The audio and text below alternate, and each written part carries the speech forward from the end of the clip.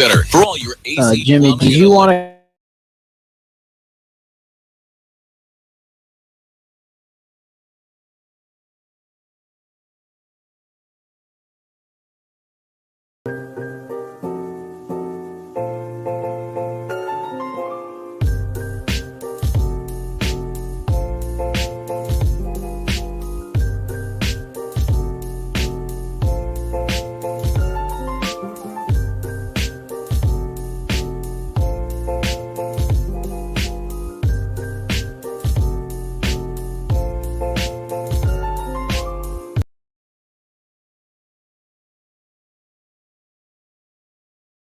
Sports with Roc and Manuch with Jimmy B. Proudly sponsored by On Air Sports Marketing and is powered by the injury attorneys Lerner and Rowe. In Iraq and need a check? Make one call, that's all. 602-977-1900 and always online at lernerandrowe.com. Now time for Calling All Guys are hot. with Roc and Manuch with Jimmy B. on Fox Sports 910.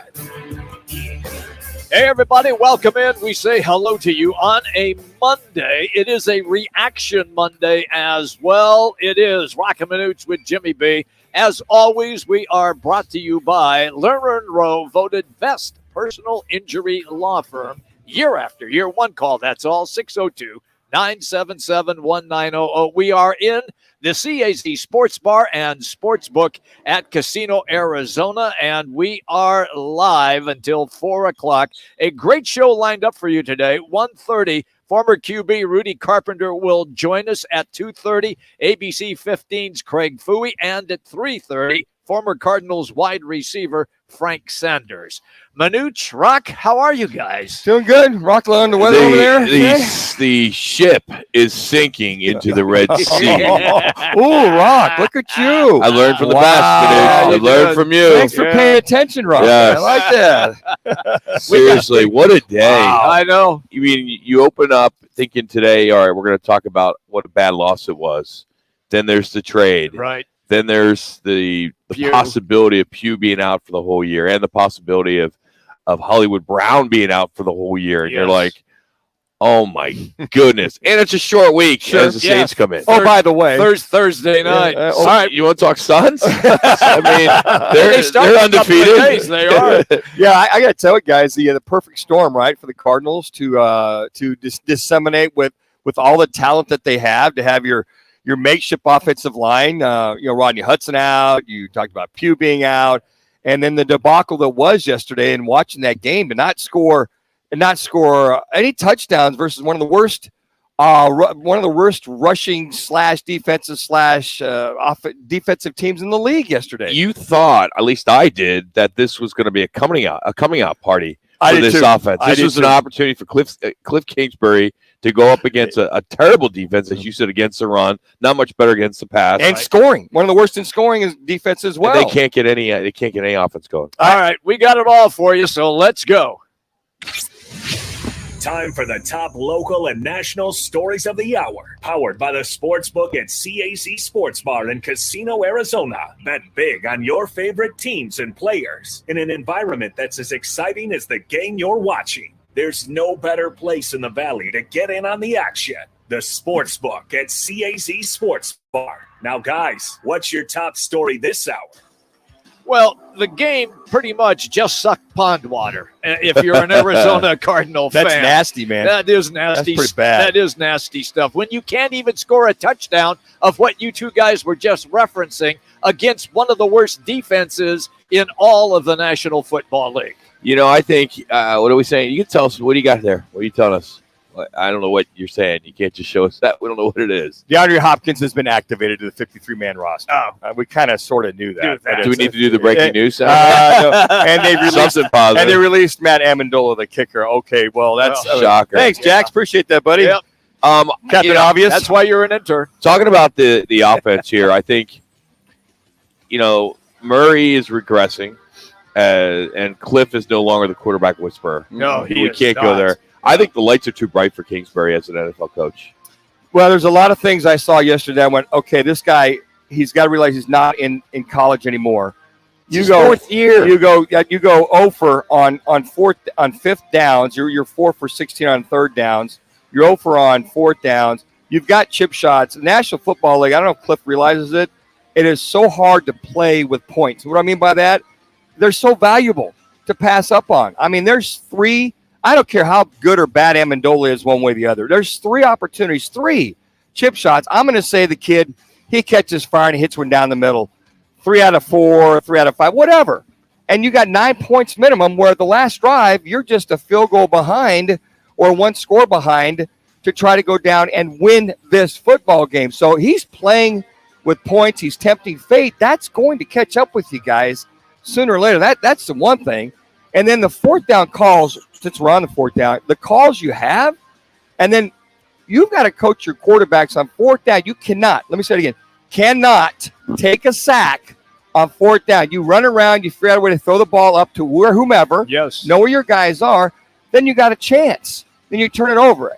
And the other thing, too, I'll be a little quarterback coaching here, too. When you throw a ball deep down the sideline, you never underthrow that deep ball. A good buddy, Jack's here, fine former receiver in Montana, will tell you, if I'm going to miss you, I'm going to miss you deep, so then I've got another chance. Or give that receiver an opportunity to go get the ball. Don't underthrow. With a 6'4" defensive back can high point the ball and negate any opportunity you have for coming back and scoring. At least scoring, getting onside kick, and giving you the opportunity to come into the game. Let me make this point. The observation that I was watching when I was watching the Bills-Chiefs game along with the Cardinals game at a refreshment stand, and the refreshment stand is packed, and they asked, instead of having the audio for the Cardinals Seattle game, they wanted the audio for the Bills-Chiefs game on at the refreshment stand. Yeah. What does that tell you? Well, there's some great history in that Chiefs Bills. Well, I'm last 2 years. I'm well aware of that. But you're right. You're right. I mean, how can you not have the sound on in an Arizona bar? There you go. That makes no sense. Guys, it was such a bad game. I think a lot of fans realize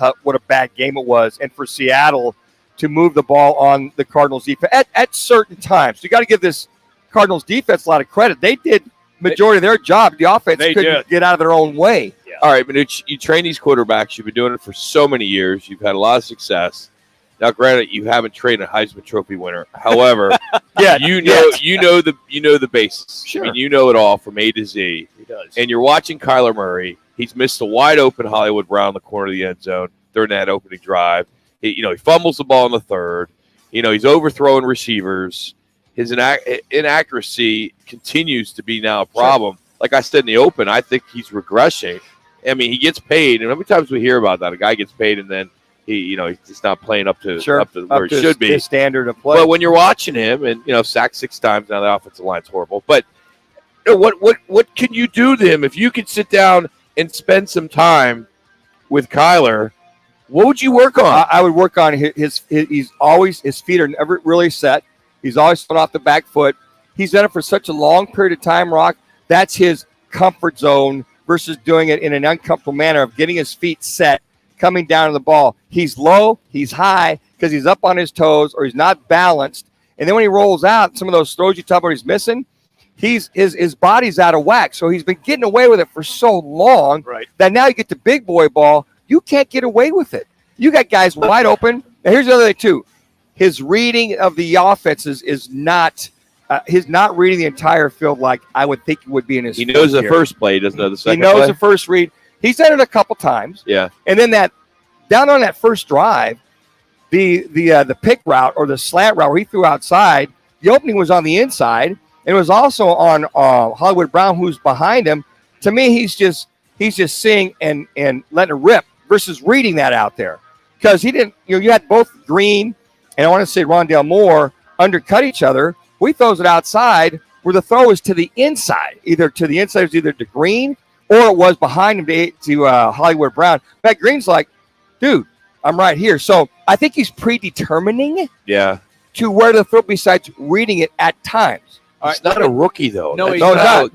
No, he's not. But is that nervousness the way that he is performing due to how poor the offensive line is performing? I think it's lack of mental discipline to go through your progressions. Okay. Now, that could be part of it, a little anxious. All right. And I also think as far as coaching him up to the point, okay, here's the reads, here's this read and that read. Now, if you give, I got to imagine Cliff Kingsbury and stuff are giving him all the right reads and what he's supposed to do. But if a guy wants to do it his way and figure he can get away with it, it starts to catch up with you. And that's why I think sometimes you see on the sideline, Cliff will go, look, just make the read the progress, and then go to it. Several times guys were wide open in certain spots where Kyler came off of it late or didn't read it and went to him. A couple times on the left sideline, you had guys open. In the middle, I think to me he's playing a little haphazard, which you can't get away with that in the pros. They pick you off, they get the fumble. And with the fumble, and once you make the move, tuck the ball. You got to tuck the ball. He runs with it in one hand like he's carrying a loaf of bread. And here's the thing. I tell all my guys, I said, those guys are quick. They're fast. They'd rather make ESPN Sports Center than tackle you by stripping you of the ball and going, oh, wow, look at so-and-so, what he did against the Cardinals. He stripped the ball. They get it. At that point, you get the ball. You're going down for another drive. Mm-hmm. So there's another drive that was negated by not taking care of the ball. All right, it is our State 48 Roofing It's Your Call question of the day for a free quote, repair, or installation. You can head to state48roofing.com. Follow them on social media by searching hashtag sexy roof status. You like saying that, don't you? I do. And here is, because I am, here I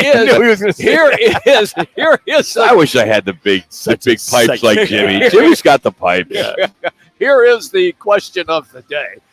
What do you think of the Robbie Anderson trade with Hollywood Brown possibly out for the year? 1, good trade, worth a shot. 2, indifferent. 3, terrible trade. 4, other. Tell us your other. Why you think it's good, bad, indifferent, etc. Once again, that is the State 48 Roofing It's Your Call question of the day. Just go to Roc and Manuch on Twitter and cast your ballot.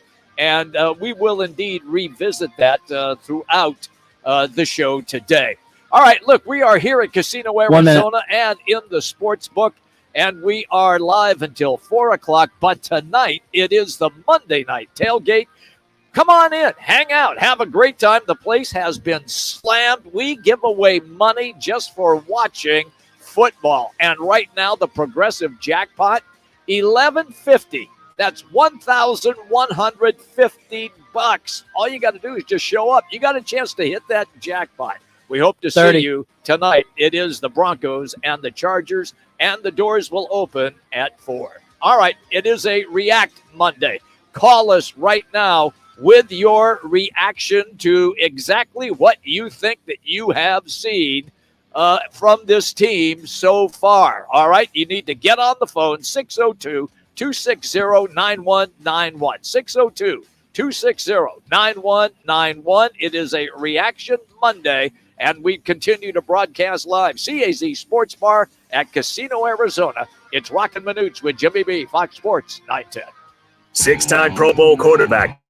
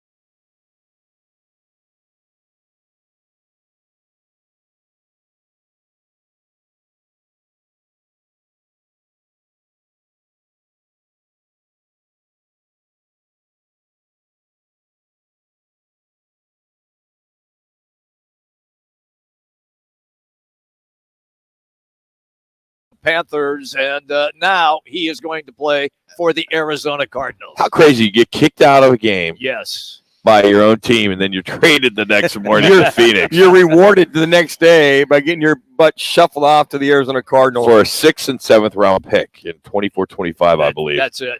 So, yeah, we'll see. I mean, Rams are going to start cleaning house anyway. They're 1-5 through 6 the first 6 games, but they need anybody they can get. I mean, once you heard that trade come down, you knew Brown was out. Yeah. I mean, that was obvious. Sure. Yeah, and but the only thing is that as a malcontent on the sideline, to see those videos is actually very disturbing. Yeah, I don't know why. If there's got to be somebody else out there. When I heard that, I'm like, why do you want somebody else's problem? I thought the same thing. I said, why do you want a guy that can be a knucklehead or a jackass? Talent aside, because he is a talented guy, 6'3", 6'4", runs a 4.4 40, home run hitter, all the above. I get it. But why do you want a guy to come in here, and if he starts to be unhappy or not like what's going on, he's not getting the ball, is he going to do the same thing? Because the whole thing is when you bring a player in from another team or free agent, can you trust him? And most guys are usually vetted to be good, hardworking individuals where there's no baggage in their background. Now, I don't know if he had any baggage when he was with the Jets, one way or the other. I don't know. There was times when he was disappointed to get the ball, but I don't think with the Jets we ever saw this with him. But this yesterday was a total disregard for lack of respect to his coaches. Yep. Then he sat off over on the coolers when they came together the last couple of plays before they finally kicked his butt to the locker room and said, "Get out." Willis said, get the hell out of here. They're such divas. It's like, I don't know why. I mean, it's desperation for Steve Keim. The team, if I'm Christian McCaffrey, I'm like, I'm in there this morning going, can you please trade me? Please, can you please send me somewhere? I know I love it here. This thing is an absolute mess. I know, is it Coach? I think is it Rule? He got let go. So the other guy. So you think of this team is totally imploded. So he comes. He's coming to the Cardinals. Can he be trusted? Is he going to implode on this staff? I just don't like the move. I'd rather, he's good, but he's not for us. We feel a pretty good culture in that locker room. It is a Wednesday. It's a Monday. I wish it was Wednesday. We'd be talking Suns. The phone number 602-260-9191, 260-9191. We don't want to hear from you. It's a React Monday. Let's get it started. Let's start with Alex in Scottsdale. Wants to talk about this offense being outplayed by the defense. Alex, you're on Fox Sports 910. Yeah, what's up, guys? What's happening? Man, I don't know what the heck I'm watching. I'll be honest with you. I mean, the whole offseason I'm worried that, the defense has no pass rush. We got no cornerbacks. We got suspect linebackers. At least we got an offense that can score 40 a game. These guys can't even score freaking 4 a game. I don't know what's going on with Cliff and the bubble screens and the backward passes. And I mean, it doesn't take a scientist or a guru to put freaking Kyler Murray under center, run the ball, play fake. Like, who cares if you look a little bit like other offenses? I just don't understand what the heck he's doing. Give the play calling to someone else for a week or two. Give the guy a break. He's in his head more than Amendola. And cut that freaking kicker. Yeah, he was just cut out. Let go. Yeah, he was let go. Yeah, he's gone. So, hey, Alex, appreciate the phone call. That opens up a line, 602-260-9191. Manuch, I mean, Rock, I watched this game yesterday. I watched the whole thing. You watched it, yeah. Thin. Went back. I even rolled back. What you get paid to do. I rolled back. But I'm kind of guy. I roll back a couple, 2-3 times. What is that? When I get home, I roll it back, and I'll sit there with my mother-in-law and wife, and that drives them nuts. You make them watch it? Oh yeah, That's absolutely. Really? Yeah. Well, because you don't have it's the TV in your office. In my office, you can't record. Yeah, it's in the living room, and then in our bedroom. Sometimes I'll go in there. But the thing is, I'll look at some of these play calls and go, I don't get it. And to Alex's point right there, the bubble screen, Rondale Moore gets blown up. He's trying to run left, right, and it gets blown up. These slants, and he's utilizing. I like Zach Ertz being on this team, but he and Rondale Moore cannot be catching the ball. And then Hollywood Brown, I think 18 targets between all three of them. When you looked at that game, tells me that Kyler is either not getting coached properly or the reads just aren't there where they're going with these schematics. You think he's prepared? I think he's prepared, yes. I just think at times, whatever they're trying to do, it's not there, and they can't adjust on the run, where I think Vance Joseph on the defensive side is adjusting with the little bit of talent, lack of corners that he has, more so than the offense is. All right, let me drop this on you, Manuch, because I'm watching both games simultaneously. I'm watching the Chiefs and the Bills, and then the Cardinals and the Seahawks. I'm watching Mahomes and their play calls for the Chiefs. I'm watching Josh Allen and the Bills and their play calls. Sure. Day and night. And then I'm watching the Arizona Cardinals. Their plays look nothing at all as organized and with any imagination like what I'm seeing from the Chiefs and Bills. I think that's part of it right there, Jimmy, is the imagination, the movement, the motion, getting guys up the field, across the field. Cliff is just so stuck on the horizontal passing game, and there are guys deep. So I just wonder, with his system, if the reads are right, because sometimes I just see Kyler Reed to one side of the field versus the entire field. Now, I can see enough of of this last 4 or 5 games where if Kyler's on, he's on.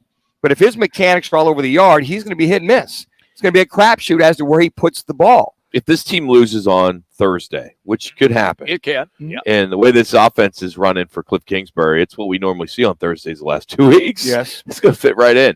But if they get beat, and they get beat bad, and they can't move the ball again, they can't get any offense. I mean, do you make a move, or do you don't think this organization would do that? I mean, they've pulled the trigger in midseason before. I just think, hell, we don't care as fans that he's got an extension for 5 years. No one gives a what. Right. There's got to be something has got to change. This team hasn't won at home in over a year if they lose that game. Well, and think about this, guys. They've lost 5 in a row to division opponents.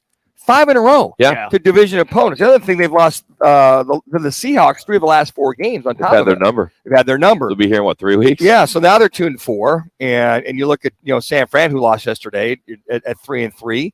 And you get the Rams at 3-3. So you look at teams with opportunities. But to your point, Rock, something, either he gives up the play calling or there's got to be a move made, because if we're not seeing progress in the 4th year, that's usually halfway through the year. That's the thing. That's when they usually pull the plug. It's not like coach. It's not like this is his 2nd year. You got to give him the benefit of the doubt. But if they lose to an extension, which Rock, no one has any idea why they did that. Now, if you lose this game, then you're playing at Minnesota. Mm-hmm. Minnesota will be coming off a bye week. Yes. Mm-hmm. They're going to kick their ass. Yes, they will. Yes. And then they come home, and I think it's Seattle. Seattle, and then San Francisco or something like that after that. Yeah, they've got 4 really tough games coming up. That's going to be, if they don't get things straightened out, if Robbie Anderson comes in and he can plug and play for Hollywood Brown, if Hollywood Brown's 2 games. This guy wasn't a starter in Carolina. Well, here's the thing. He got kicked off the team yesterday. And that's my whole point. You got backups on that team that have been here for the whole time preseason, and with Dortch and all the other guys.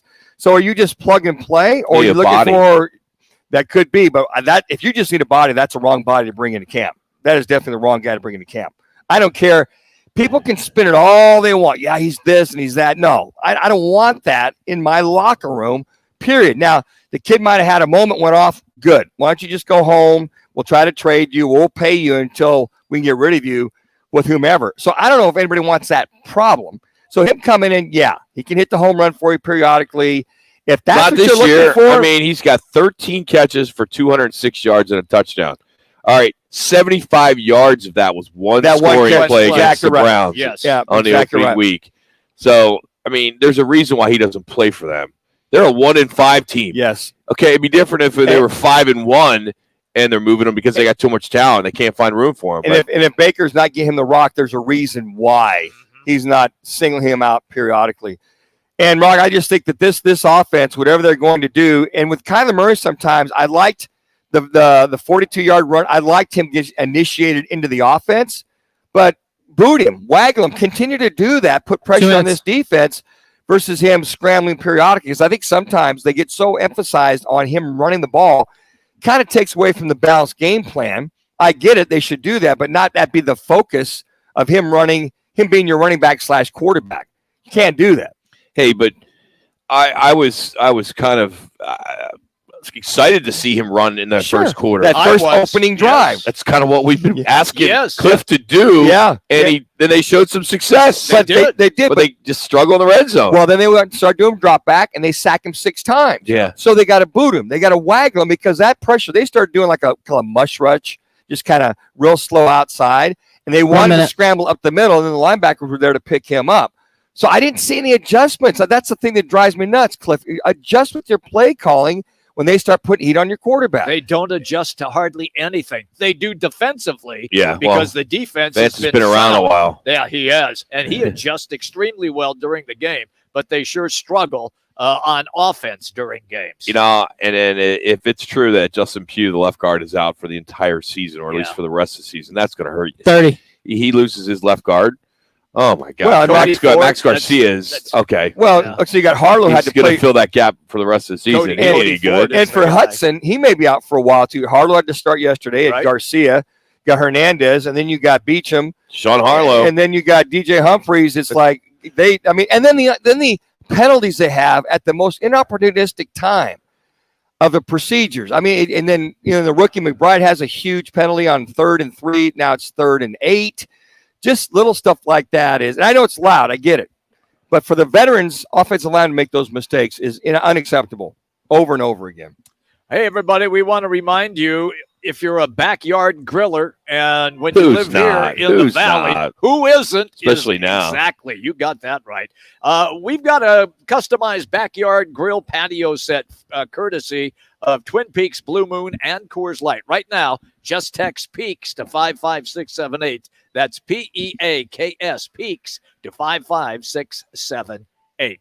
Well, is Kyler Murray starting to really regress at quarterback? And how much will the addition of wide receiver Robbie Anderson help the offense? Well, former NFL QB Rudy Carpenter, he's going to be our guest coming up next. It's all right here on Roc and Manuch with Jimmy B, Fox Sports 910.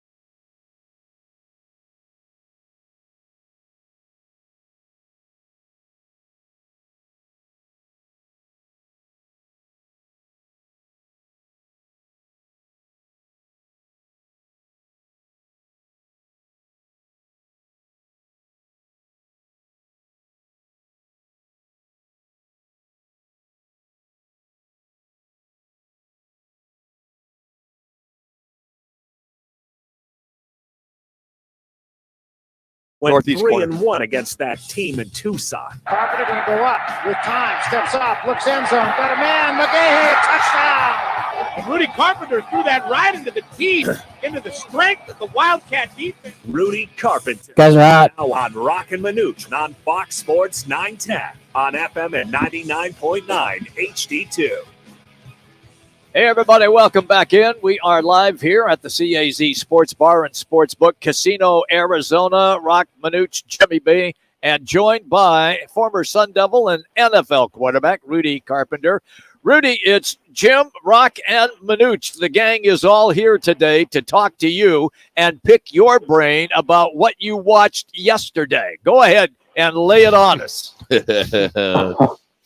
I'm not going to lie to you. I mean, I had a really, really hard time paying attention to that game yesterday. It was a really, awfully played football game, boring, not entertaining.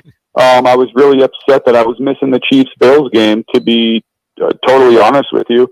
It's just bad. And I think there are things that we should address to be fair. I mean, there's no question about it. In the NFL, you need all of your guys. You need all of your players, all of your big-time superstars, all on the field together in order to, be a consistent winner.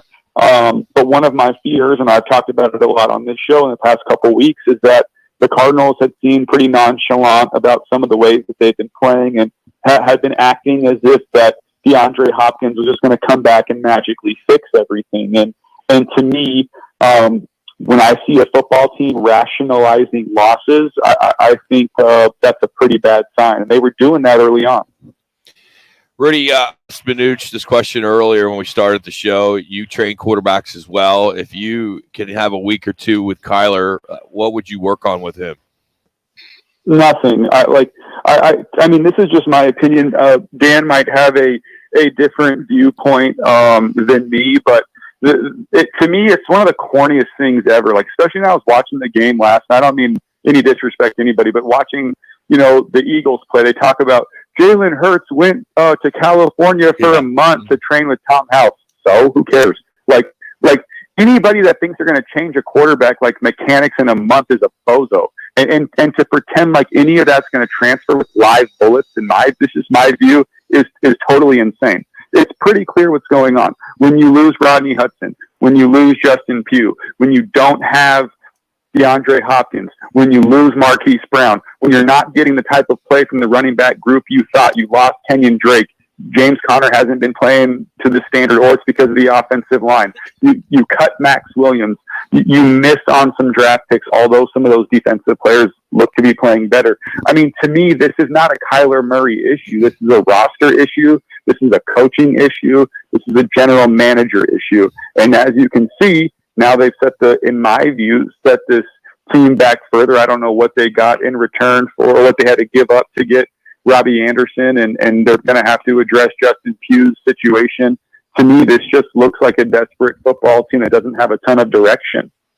Yeah, really, the other thing, and I'd echo some of that, I'd like to work with his feet more than anything, but I'm like you. It is what it is sometimes. But on the mental side of his progressions and where to put the ball, where to understand where to put the ball on certain throws and being aware of down distance situations, all that kind of thing. I'd really like to see what kind of football savvy he has or doesn't have if I were to sit him down. We already know this, though, Dan. We already know this. This is why I'm saying it's such a BS argument. We already know. You want to know how we know how the Cardinals feel about Kyler Murray? They put a study clause in his contract. Great point. We already know, yeah. But all the idiots on the radio and TV made a big deal about it and wanted to call it racist. I mean, there's nothing to do with that. They told us exactly how they felt about him. Kyler didn't give a blank and sign the contract anyway because he wanted the money. Yeah. This is such a joke. The other thing is the footwork, Dan. Me and you both know, because we've been in meeting rooms, when they install a play in the playbook, in the iPads now and on the screen, it tells you what the quarterback's drop is, whether you're under center or the shotgun.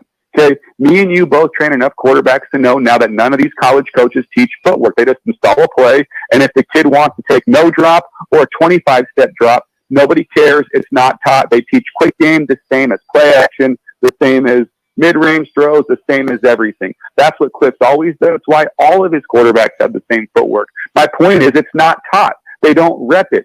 If you go watch the film, Kyler will change his footwork 75 different thousand times through the course of one game on the same exact route concept. Dan, if I told you were in the shotgun and you had smash concept, you would say that's a 3-step drop and a hitch. Every person on planet Earth knows that who played quarterback. Kyler never does that. They're not taught that. They don't care. They don't think it matters. The point is everything is a catch it, Kyler play with his instinctual ability. All right, then let me follow up with what you just talked about there, because this ties into my next question, and that is when you talk about Cliff Kingsbury and what he's doing with the offense. I'm watching the game last night, and Chris Collinsworth, when the Eagles ran a certain play, said, "That's incredible. I've never even seen that play before." Rudy, it just seems to me that it's the same tired offense game after game after game with no new imagination. Am I seeing that wrong? No, but that's also what we knew, and it's why everybody was so hyped up about Cliff. Again, I go back to this. Dan, you work with college quarterbacks, you train kids. These are offenses fast. They want to run 100 plays a game, which is why they don't have receivers change sides. All I know is the offenses that I played in, that would have drove receivers crazy to never be able to change their side of the field, or for the most part, their splits, never be able to shift in motion, never be able to show one formation and get into another formation. The idea of Cliff's offense is this. You get elite athletes, you go super fast, you run a bunch of plays, and you make the defense cover every blade of grass. The problem is the Cardinals don't have elite athletes right now. So they're stuck running their same wide receiver screens, their same little dink and dunk zone beaters, their same little man beaters where they're just switch releasing and running some pick plays that don't really work. They run because they don't have the same dudes. They planned on having DeAndre Hopkins be able to get down the field. They and make 50-50 contested catchouts and deep posts and the big play actions and comebacks. They expected Hollywood Brown to be able to be the Tyreek Hill and take the top off the coverage and make those types of big plays. They expected A.J. Green to be your big body Z receiver who could work the middle of the field, run your curl routes, big routes, those types of things. They're not getting that from anybody. They expect Max Williams and Zach Ertz to create mismatches on linebackers. They don't have any of this. They have none of it. So I'm trying to be fair to Cliff because I rag on him a ton on this show. They don't have any of this. But again, if you're going to make the amount of money that Cliff and Steve Keim are going to make, this is big boy football. It doesn't matter. You have to win. You still have to. 3 minutes. You have to find ways to overcome. Nobody cares about your issues. You haven't won a game since last November. I will say this, Rudy. The other thing I talked to the guys about is the aloofness with the home game. Sorry. Yeah. Well, the aloofness with the points to pass on points. You had 3. I'm going to say 4 very, very makeable field goals with Amendola. He's a kicker. Yeah. 1 for 5 on fourth down conversions, and then you take a sack on a fourth down. It's bad play calling. 3 out of those 5. That's you look at that. That's 9 points. You give yourself a chance at the end of the game. The aloofness with the field goals in range. And I know you got a backup kicker, but I still think it's so hard to get points in the National Football League. Was a big gaffe yesterday, at least in my opinion. Again, I always try to be fair as I can be, at least. The first one of the game where they decided to go 2 minutes on fourth down and not take a field goal, I was fine with that. To me, I saw that more as we haven't started fast. Sure. We came down and got a field goal on our first drive. Let's come on, offense. You guys need to bear down and get a first down here. I'm trying to give you this opportunity as a head coach and a play caller, to show me that we're, capable of executing on gotta have it situations, if that makes any sense, sure. Right? Yeah. But after that, when you realize that this is going to be a low-scoring football game, our defense is playing great, and then you have a Seattle Seahawks offense that I think the national people don't really realize is averaging 25.5 points a game. They're top 10 in the NFL or something like that. Yes. So they're playing pretty good on offense. And And you essentially saw the Seahawks really dial it back. 1 minute. Offense, which tells me that they felt like, hey, they can't score against us. Let's just not lose it on offense. We almost lost it on special teams. And to me, that's interesting that we're at a point now with a Kyler Murray-led offense who just got an extension. Cliff got an extension, and Steve got an extension. And you have teams that are like, these guys suck. They can't score on us. Run the ball. Yeah, big time. Run the ball. Rudy, thank you so much, buddy. Always Thank you, Rudy. appreciate it, man. Have a good week. All right, guys. Take care. Rudy Carpenter joining us here on Roc and Manuch with Jimmy B, and he is driven by All City Towing. If you're looking for a new career, try All City Towing. You can head to their website, allcitytowing.com, as they currently have immediate full-time positions throughout their entire company. Incredible benefits, 401k program, and the fastest way to apply is just go online to allcitytowing.com and search careers. That's allcitytowing.com. Well, we're going to take you back to 1989 and an amazing opening to the World Series in the Bay Area, plus some extremely unfamiliar phrases after Week 6 in the National Football League. It's Roc and Manuch with Jimmy B as we continue from the CAZ Sports Bar in Casino, Arizona. It's Fox Sports 910. As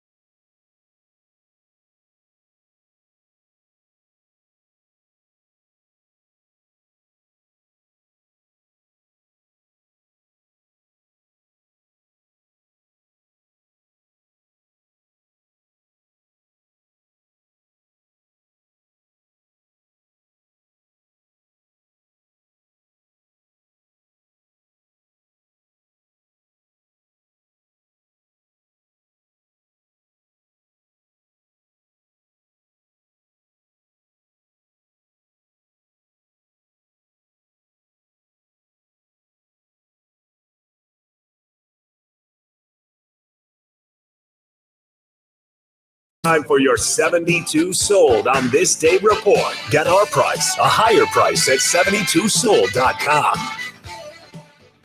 So the Oakland A's take. I'll tell you what, we're having an early.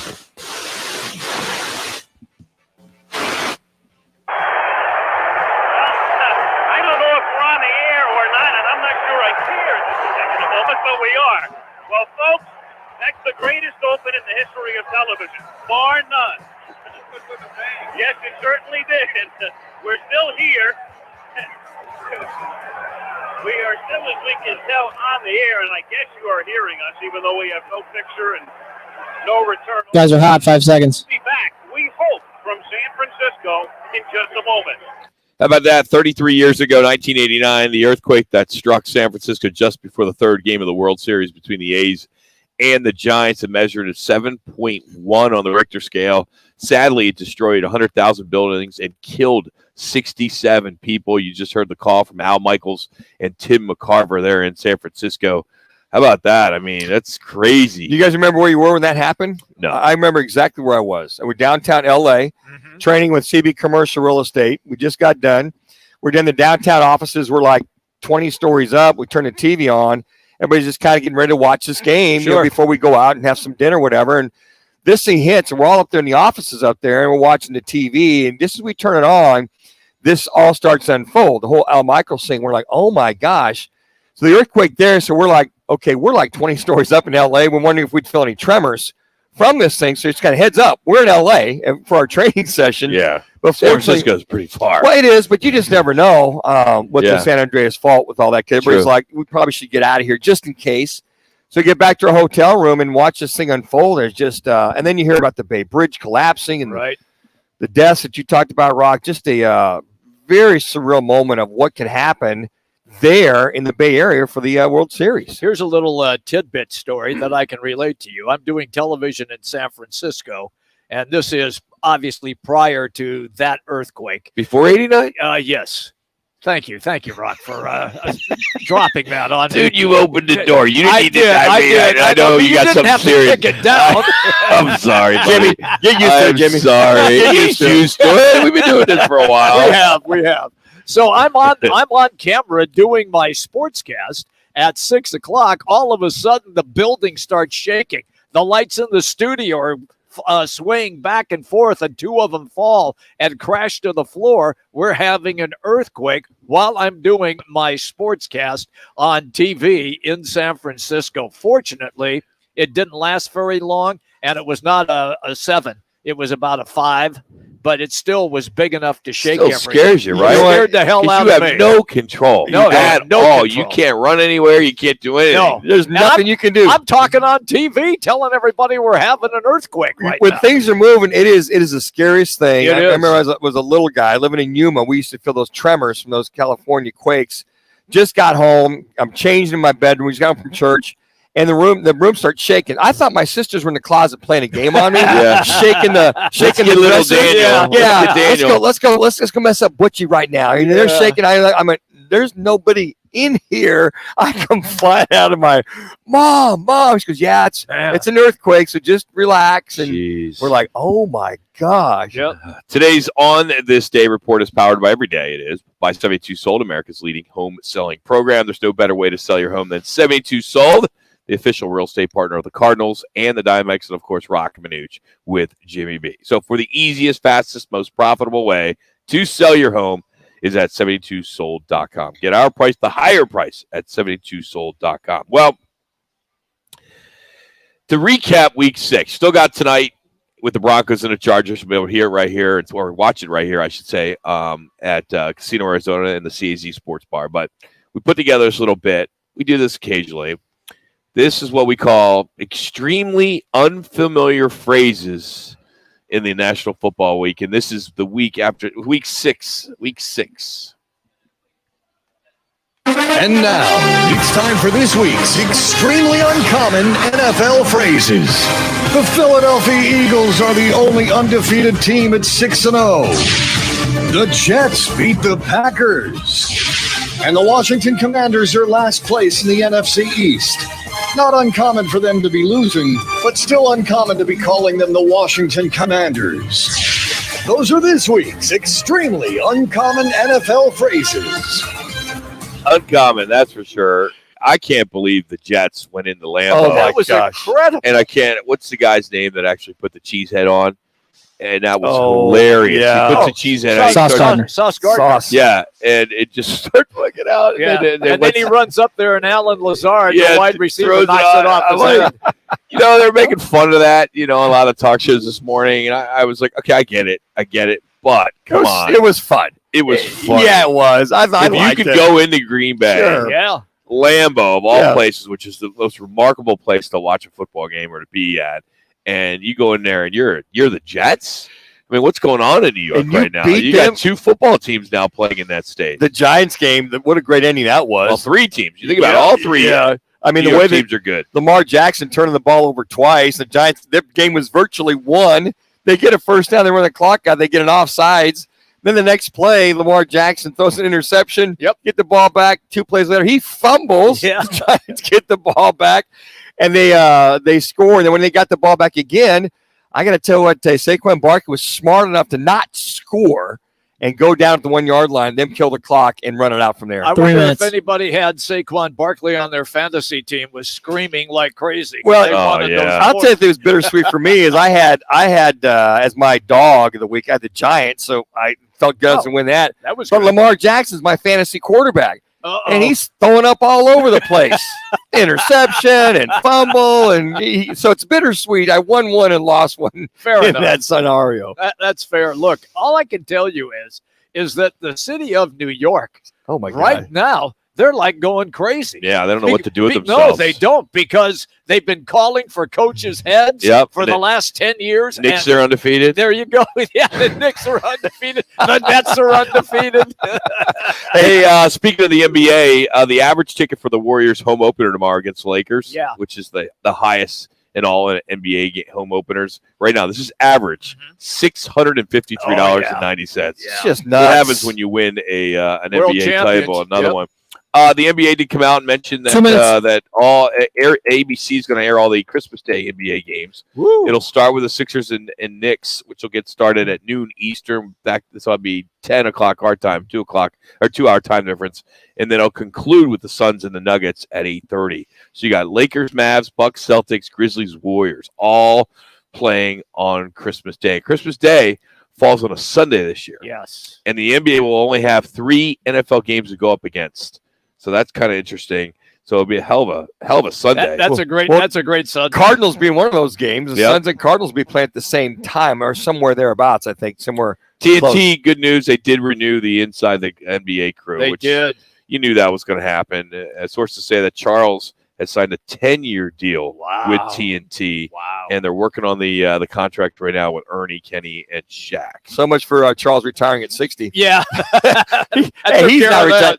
They'll have to bury him talking. He's not going anywhere. You know what? 1 minute. That show, the way that it is put together, and when it first started out, it was bumpy. Yes, it was. Yeah. Good point. It was bumpy, but as the years went by, it just got better and better and better, and now it just steamrolls every competition. They let the guys be guys. Yes, I agree. They do. Yeah. That is what really makes it. And I think Shaq has improved a lot, which has helped that. That has. I think that is his correct. personality. He and Charles going back and forth. 30 seconds. And then Ernie just letting them be themselves. Yeah. Hey, coming up, Georgia takes the top spot in the latest coaches poll. Tennessee fined $100,000 for the field being stormed by the fans, but it's nuts who's going to pay for those goalposts. We'll get into that. You'll get another opportunity to react on the Cardinals' loss.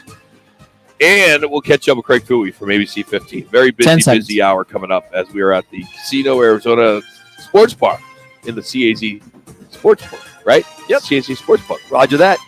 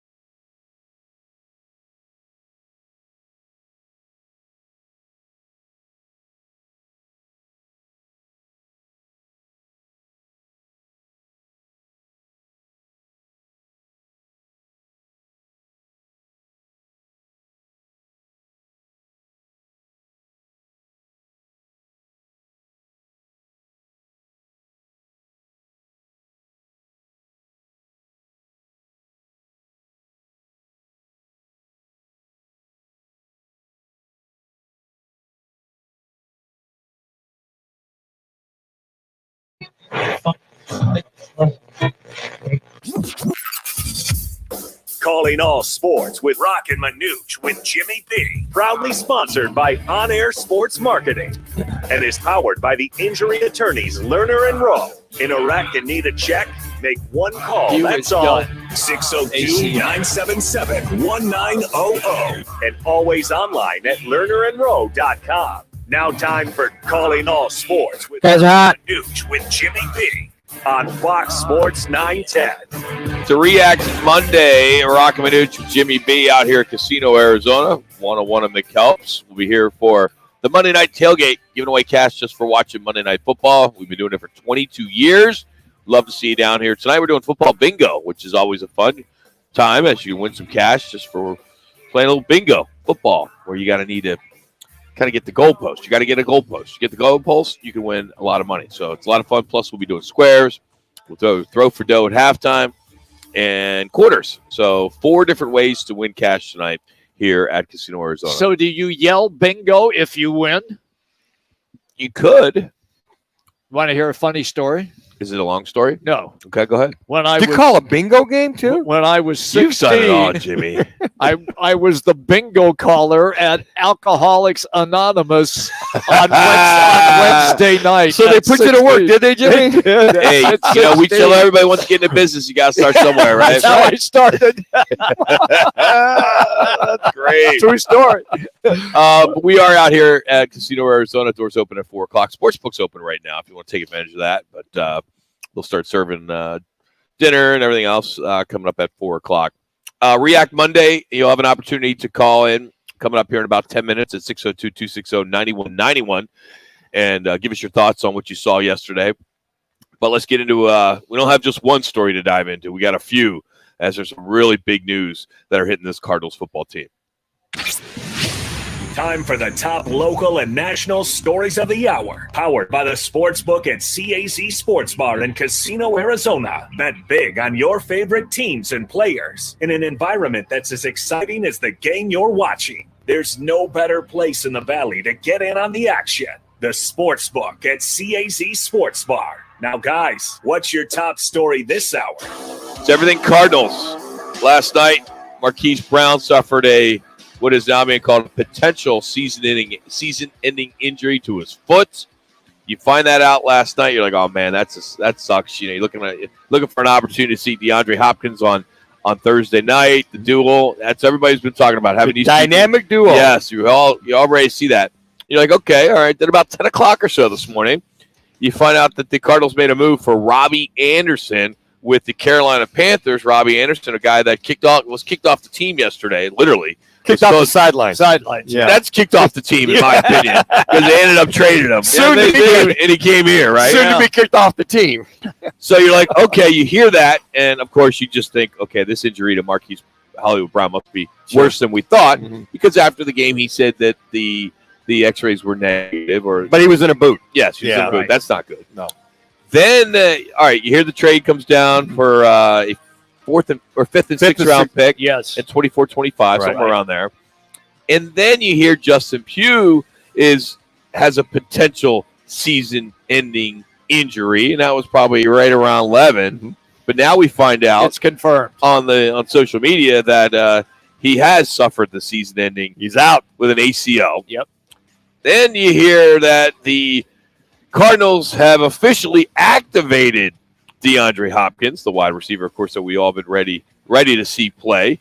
It's such BS that he's in a situation where he hasn't played, and what he did was such a disservice to this team, first of all, by taking something that he shouldn't have taken, whatever the substance was. And they released kicker Matt Amendola. So they don't have a kicker right now. No. Unless Matt Prater's ready to go. He must be. Well, he must be ready. They wouldn't have released him. I think what Cliff said, was it Friday or Saturday, that Matt will be ready for Thursday. Wasn't ready for yesterday, but was ready for Thursday. I'm like, okay, you give him 4 or 5 extra days. These divisional games are kind of important. He was pretty much ready. Every game is. But they've lost, 5 straight divisional opponents now. I mean, if he was even 90%. Last year doesn't matter. Well, I know. But 5 in a row, so what? They've lost to the Rams this year, lost to San Francisco. They've lost now to Seattle. I mean, not San Fran. They've lost the 2. Two, yeah. Not 5. So, yeah, well, they've lost 5 in a row, Dane, last year to this year. 3 last year. We don't care about last year, Mitch. But still, Rock, it's the in division. Doesn't affect standings this year. It's affecting them right now since they're officially in last place in the division. But they're only one game out. Oh, they're one game out. Okay, there's silver lining about it. Positive. Well, you can make a case last year, I think last year or 2 years ago, in the last few years with the NFC East, where teams are getting in with a 500 record. Yeah. Like the Eagles did last year in the playoffs. That's okay. So, and so there's a chance the Cardinals have that. Look, this Cardinals need with the injuries that are starting to befell this team, and then Rodney Hudson didn't play yesterday. So you got a lot of guys in the backup role. You have our offensive line specifically. So Pugh's out. Hudson's going to be week to week, whether he plays or not. So you got Harlow there. You got Garcia left guard. Whether the other guys can stay healthy or not, that's going to be a mess. You had your top 2 running backs out, basically Connor Williams and the other kid that was out. You're basically going in with backups. Eno's okay; he's a spot guy. Then now you got Hollywood Brown. He's out 6 to 8 weeks, maybe the year. So there's going to be a lot of plug and play. So getting the Robbie Anderson at the trade, I can see why, but I don't know why they would do that. If this kid's a malcontent, he's a knucklehead, he's a jackass, whatever you want to call him, to bring him into that locker room. What about they didn't have a choice? They didn't have a choice. They had to make a move. They knew Hollywood Brown was going to be gone, so Jimmy, they had to go get him. What about the guys that are on the inactive squad that know the offense? The guys, the Greg Dortches of the world. Can't you grab guys on other practice squads? You can. Absolutely you can. I mean, and guys are just as effective. He's not having a bang-up year for the Carolina Panthers. No, he's not. I mean, he's a 3rd, 4th-tier receiver now. And I don't know. I don't care if he's a top-tier guy. I don't know if I want that in my locker room as well to get kicked off the sideline. Especially when there's no one on the offensive side that's leading this locker room. You can make a case that J.J. Watt is the leader in the clubhouse, right? Sure, yes. Right. Yeah. On the defensive side. Yes. Right. Is there anyone who would you say is leading it? I mean, it's not Hopkins right now. He hasn't been around. It's not Kyler. Not Kyler. When I watch him on the sideline after interceptions, whatever, to go over there. I know he's talking with his quarterback coach and all that kind of stuff, but I don't know. I don't see him one time get up after a mistake, go over to the offensive line, and they're still technically in the game in the 4th quarter and say, okay, let's guys, let's pick it up. My bad. Let's get this thing going. I'm just seeing a kid go over there and sulk. I know he's pissed. I get that. He's competitive. I get it. But go over there and encourage your guys and say, let's go. We have an opportunity to do this. One thing I don't see him do a lot is go to the pad. Well, we went to the pad a lot yesterday. He did. Not as much as I usually see Josh Allen and Patrick Mahomes. You see those guys, that's all they're doing. Studying that pad. Yeah, I get it. So, anyway, hey, we're going to get into React Monday here, 602-260. 9191. If you want to jump in, we'll do that in about 5 minutes if you want to jump on for a React Monday. But I do want to get into the fireworks that we got to see in week 7 of the college football season, as we talked about it quite a bit last week, going into this week, that it was going to be an outstanding college football weekend, and it was, with number 6 Tennessee beating number 3 Alabama. What a game. First time they've done that since 2006. You also saw Utah coming back to stun Southern California. Michigan had no trouble with Penn State, which was not a bad game for a while, but it was over they early. Pulled away. Yeah. And then you get TCU beating Oklahoma State in double overtime, and then Syracuse taking care of NC State. Yep. That was a big one. Kentucky handled Mississippi State. Oklahoma bounces back and defeats Kansas. Texas held off Iowa State by a field goal. James Madison and Coastal Carolina, they lose for the first time this year. Just a great week of football, and there's a new number 1 team at the top of the college coaches poll, and that is Georgia once again taking it over, 7-0. Ohio State and Michigan also rose 1 spot in the rankings. Tennessee is making their first appearance in the top 5. They climbed 4 spots to the 4th overall. And Clemson once again rounding out the top 5. They've been a quiet top 5. Alabama dropped 5 spots from 1st to 6th in the nation. Kansas and Baylor were the only teams to drop out of the top 25. And, hey, welcome Illinois and Tulane. Yeah. They made their appearance in the poll. So there you have it as you get ready for that. Speaking of that University of Tennessee game, they're getting hit with a $100,000 fine for the fans for storming the field after that upset win there in Knoxville. What I think is quite interesting is they sent out an email out to to the fan base. Yes. A tweet requesting the fans help pay to replace them. What? Yeah. Please. Are you kidding me? They said we need goalposts for on our field. They get over $50 million 2 minutes for their football program from TV. Joke. Over $50 million. They sent out a GoFundMe email to the fans for the goalposts. You got to be kidding me, Tennessee. Yeah. Way to put water all over that fire. I know. Unbelievable. I mean, way to just pour the water on that fire. Hey, thanks for. I mean, we got this covered. Hell, look at the money they made on just that game. Well, yes, that is correct. Here's the other interesting part. Last year, they were fined by the SEC $50,000 because they had a huge upset victory in basketball and the fans stormed the court. So if you do it the second time, this time it was football. Now it's $100,000. If you do it a third time, it's $150,000. That AD shouldn't have any trouble stroking that check. He's got that in his pocket. That fan base, if you're a kid, you're going to talk about that win. Yes. Being on the field in Knoxville, you're gonna remember that forever, and that may help you someday when you're making all that money and you're writing a check to the university. 1 minute donation. Just when you think this Alabama team was starting to pull away, they just imploded. And then all of a sudden, touchdown, Hooker here, Hooker there. It was the other way around. Tennessee was up big. They were. Then Alabama came back. I'm talking about the end of the game when Bama that was up. back and forth. But what a game Hooker had. Heisman Trophy leading candidate in my book right now. Hey, it's a React Monday here on Roc and Manuch with Jimmy B. 602-260-9191. That's 260-9191. Love to get your thoughts on what you saw or you didn't see in the Cardinals' loss to Seattle. Again, call us now, 602-260-9191. That's coming up as we continue on from the CAZ Sports Bar. It's Fox Sports 910.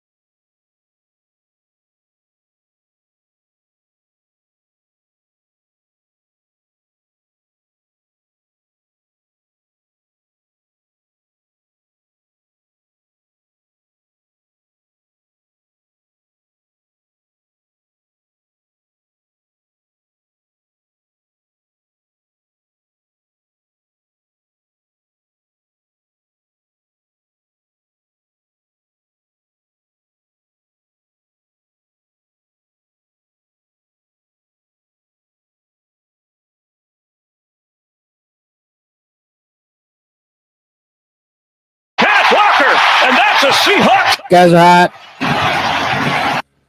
React Monday. 602-260-9191. I can tell you're really happy here, man. You're excited. You know, I get the disappointment. I'm not disappointed at all. I went into the season. I don't want to say that. I went into the season saying this team was going to win 4 or 5 games. And the Red Sea, my friends, they're like, oh, Rock, you don't know what you're talking about. I'm like, it's a bad football team. I said they didn't make a lot of changes in the offseason. That is correct. They should have paid Kyler yet. They should have waited. Let him finish out this year. They should have gave extensions to, Cliff and Steve. That was the biggest head scratcher right there, Rob. It's just when all that stuff was going on, and then DeAndre, Hopkins and substance abuse, and or when I say substance abuse, I don't mean that he's doing right, but he took something he shouldn't. He got busted. Yeah. There's just like this cloud over this team that hasn't been around in a couple years. Mm-hmm. We've always talked about this black cloud over this organization, just bad luck. Maybe it stems from the ownership. I don't know, but it's always been there. Mm-hmm. And I'll go on record. I truly believe this year, Michael Bidwell, he will never say this, but it doesn't matter if they win this year. He's going to make so much freaking bank hosting the Super Bowl here. He is, yes. He owns practically all Glendale. He owns the concessions. He owns the land around there. He's going to make a fortune by having the Super Bowl here. That's why he bought a plane. That's why he bought a new scoreboard. He's put all that money into that kind of stuff where he's not putting it into his team because it doesn't matter. The team can finish under 500. You don't want your team to be in the Super Bowl in your backyard. I mean, you do. You really do. Right. But no, I understand financially, because, hey, if you like Michael or not, he's a hell of a businessman. He is that. All right? I mean, he's frugal, and, there's a reason why it's been a family-owned business. The best $50,000 investment anybody's ever made. So I just think that this team is going to lose a lot of games this year. They are a bad football team, and I don't think Hopkins is the savior. Now that Hollywood's out possibly for the whole year or 6 weeks or whatever it may be, 6 games is what's being reported. Yeah, 6 to 8. But this offensive line sucks. And they're hurt. Mm-hmm. We talked about that in the offseason. Bring in some freaking butt guts. Why won't they work on the offensive line more? Well, I think, Rock, there's a lot of merit to that as far as the lack of moves. I think a lot of people said if you better have everybody and anybody that's healthy on the team playing at the same time if they're going to have a chance at winning. They don't have the depth. We looked at the cornerback scenario in the situation. That was lacking. Obviously, it's unfortunate Gladney was killed in a car wreck. Right. Couldn't see that coming. But all the other areas, there's room for improvement, or they got content with having the A.J. Greens of the world on their team. Hollywood Brown, hey, great move. I like the move. D-Hop, we don't know. He's going to be suspended. But didn't see that those plug-and-play kind of guys. You could go spend the money and find those individuals. And I want to mention also on that clip right there when Parker III scored that touchdown for Byron Murphy. Walker scored that touchdown. For Byron Murphy to go up at him instead of just take him out of bounds, you hit him low, take him out of bounds instead of messing with his hands. I'm like, Byron, what the hell is that? I mean, what I heard Smith say, the color commentary, former fine running back out of Ohio State, was, well, that's a business decision. Looked like a business decision. It was very obvious to him and to me they didn't want to go down low and hit him because he was going to score. Didn't want to maybe mess his shoulder up or whatever. When I hear that, I'm going, you got to knock that guy out of bounds. You really think that's the case with Byron? I mean, I know he's up for, to get paid. I get it. Well, I know, but I just saw the hand. What he's going around the corner, going to the end zone. You got to knock him out of bounds. You got to hit him low, get him out of bounds because this kid he's strong. He's a strong kid, big time rusher. Get him out of bounds or tackle him. Stop messing around with his hands because he's going to forearm you. So you got to hit him low, get him out. When Smith said that business decision, oh man, that's a shot from a guy in the NFL and went, I see something there that I don't think I'd be very prideful for. All right, let's fast forward to Friday. Okay. We all know the debacle we saw yesterday, one of the worst games they've played this year. Yes. It's safe to say. If New Orleans comes in here, and they're an average team, right? They're a team that Arizona could beat, but are they? Arizona's not any better. They the Saints fans are like, oh, we're going to get that one in Phoenix. Yeah. Well, they played Cincinnati really tough. Yeah, they were up all game till the end. I will say, in the last time the Cardinals played Andy Dalton, when Andy Dalton was starting for the Dallas Cowboys, they beat him up pretty good. So if he starts, or Jameis Winston comes back, or Taysom Hill, or whatever, they might have all three of them playing. Sure. In that thing, their quarterback scenario is suspect. But what happens on Friday? If this team loses by a couple touchdowns and maybe they only score once or they struggle, it's good. I'm glad they got that field goal in the first quarter so we can stop that narrative. But if they get blown out at home, it's a mess. What does Michael do? Well, I don't think Michael's going to fire anybody, but I will say this: I think Cliff take over.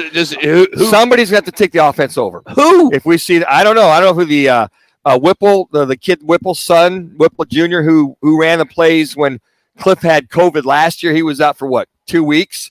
So maybe he takes over. They do a combination of all the above with the offensive line coach and Whipple, that they both collaborate. You have the offensive line coach handle the running game. He handle the passing game.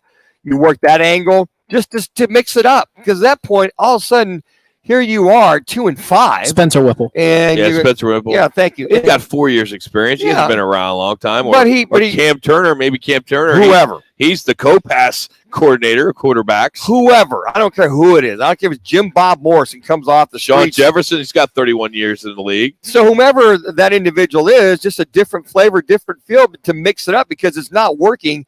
Cliff's philosophy, his models, and his principles of running this offense aren't working. No. And to have that talent, but you got banged up offensive line. But if you got some talent, you can make some things work. Well, why not mix it up at that point? Okay, if they don't, let's just go back to the question. If they lose and they lose bad, will there be a change? No, I don't think we'll change. No, I don't see a change happening. I really don't. They go to Minnesota, they get blown out of Minnesota. Is there a change? And then there might be something. There might be some merit to that there, Rock. If we're not seeing any progress. Is that because the division is down this year and that there's still hope that they can squeeze out a playoff? I'm sure that's going to be one of the issues that they are dealing with right now, because you just referenced they're a game out of first place. That might be the only. Okay, that's the only saving grace right now. Do you think this front office, this ownership, is listening to the noise?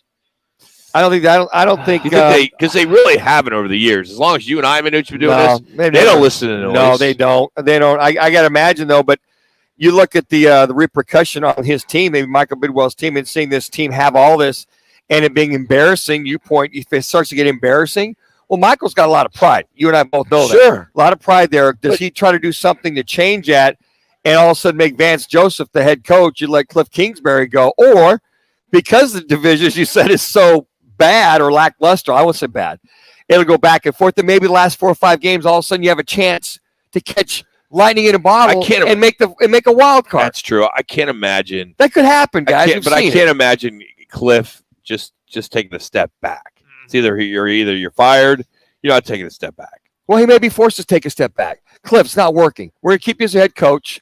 You organize, make sure everybody's good to go, and we're gonna turn it. We're gonna make you the back coach.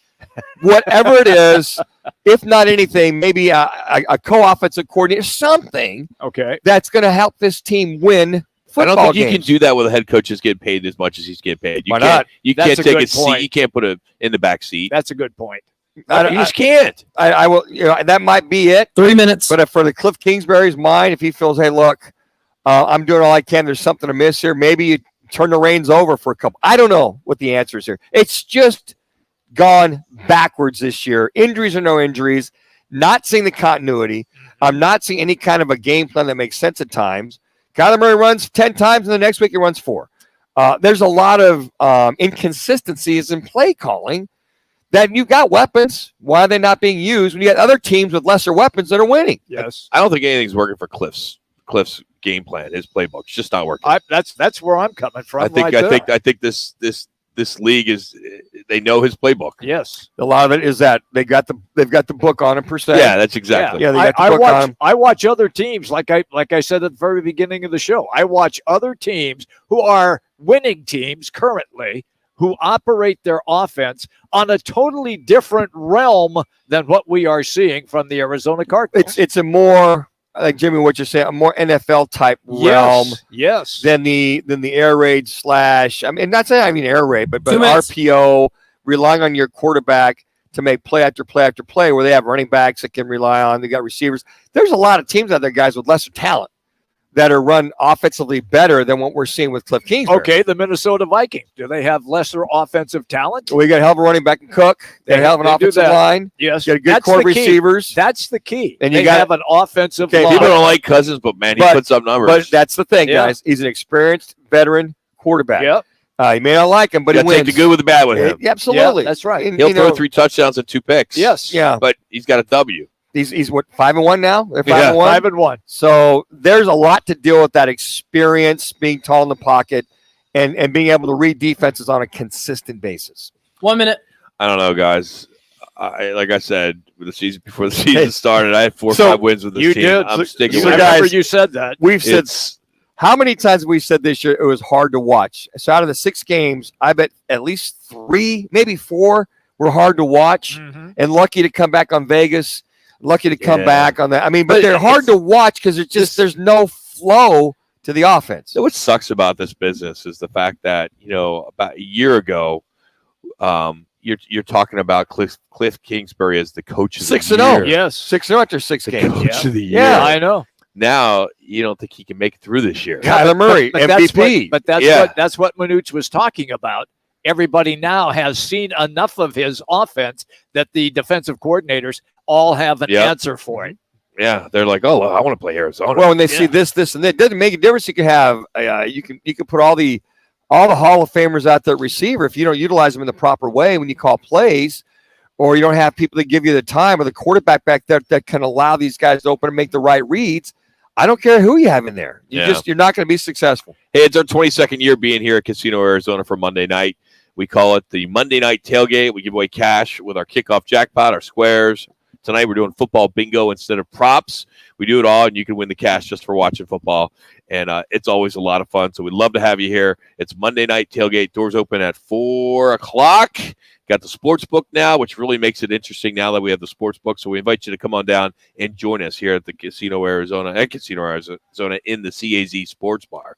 So we're going to catch up with Craig Fouhy next. I know he has a lot to say as he was very opinionated on his Sunday night show last night. We'll catch up with him. We'll have some fun with him with Factor Fouhy as well. It's Roc and Manuch with Jimmy B on Fox Sports 910.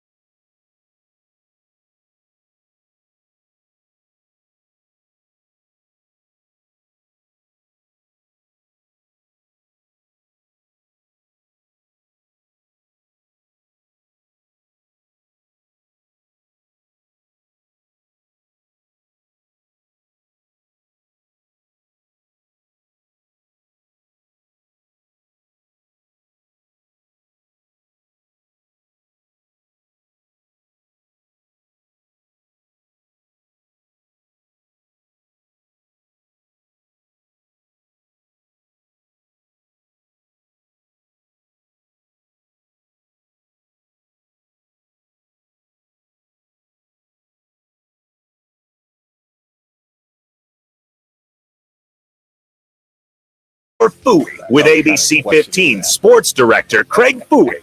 Fooey joins the guys each Monday to break down the top stories of the weekend. All right, you guys are hot. 5 As seconds. a reminder, Manuch writes the questions. Now here's ABC 15's Craig Fooey. Fooey now on the right to the guest line. How we doing today? What's up, Coach? What's up, fellas? What is going on? We want to ask you a question here before we get into Factor Fooey. You got your seatbelt on? Would you be in favor of the Cardinals putting offensive coordinator / head coach in the booth to call the game?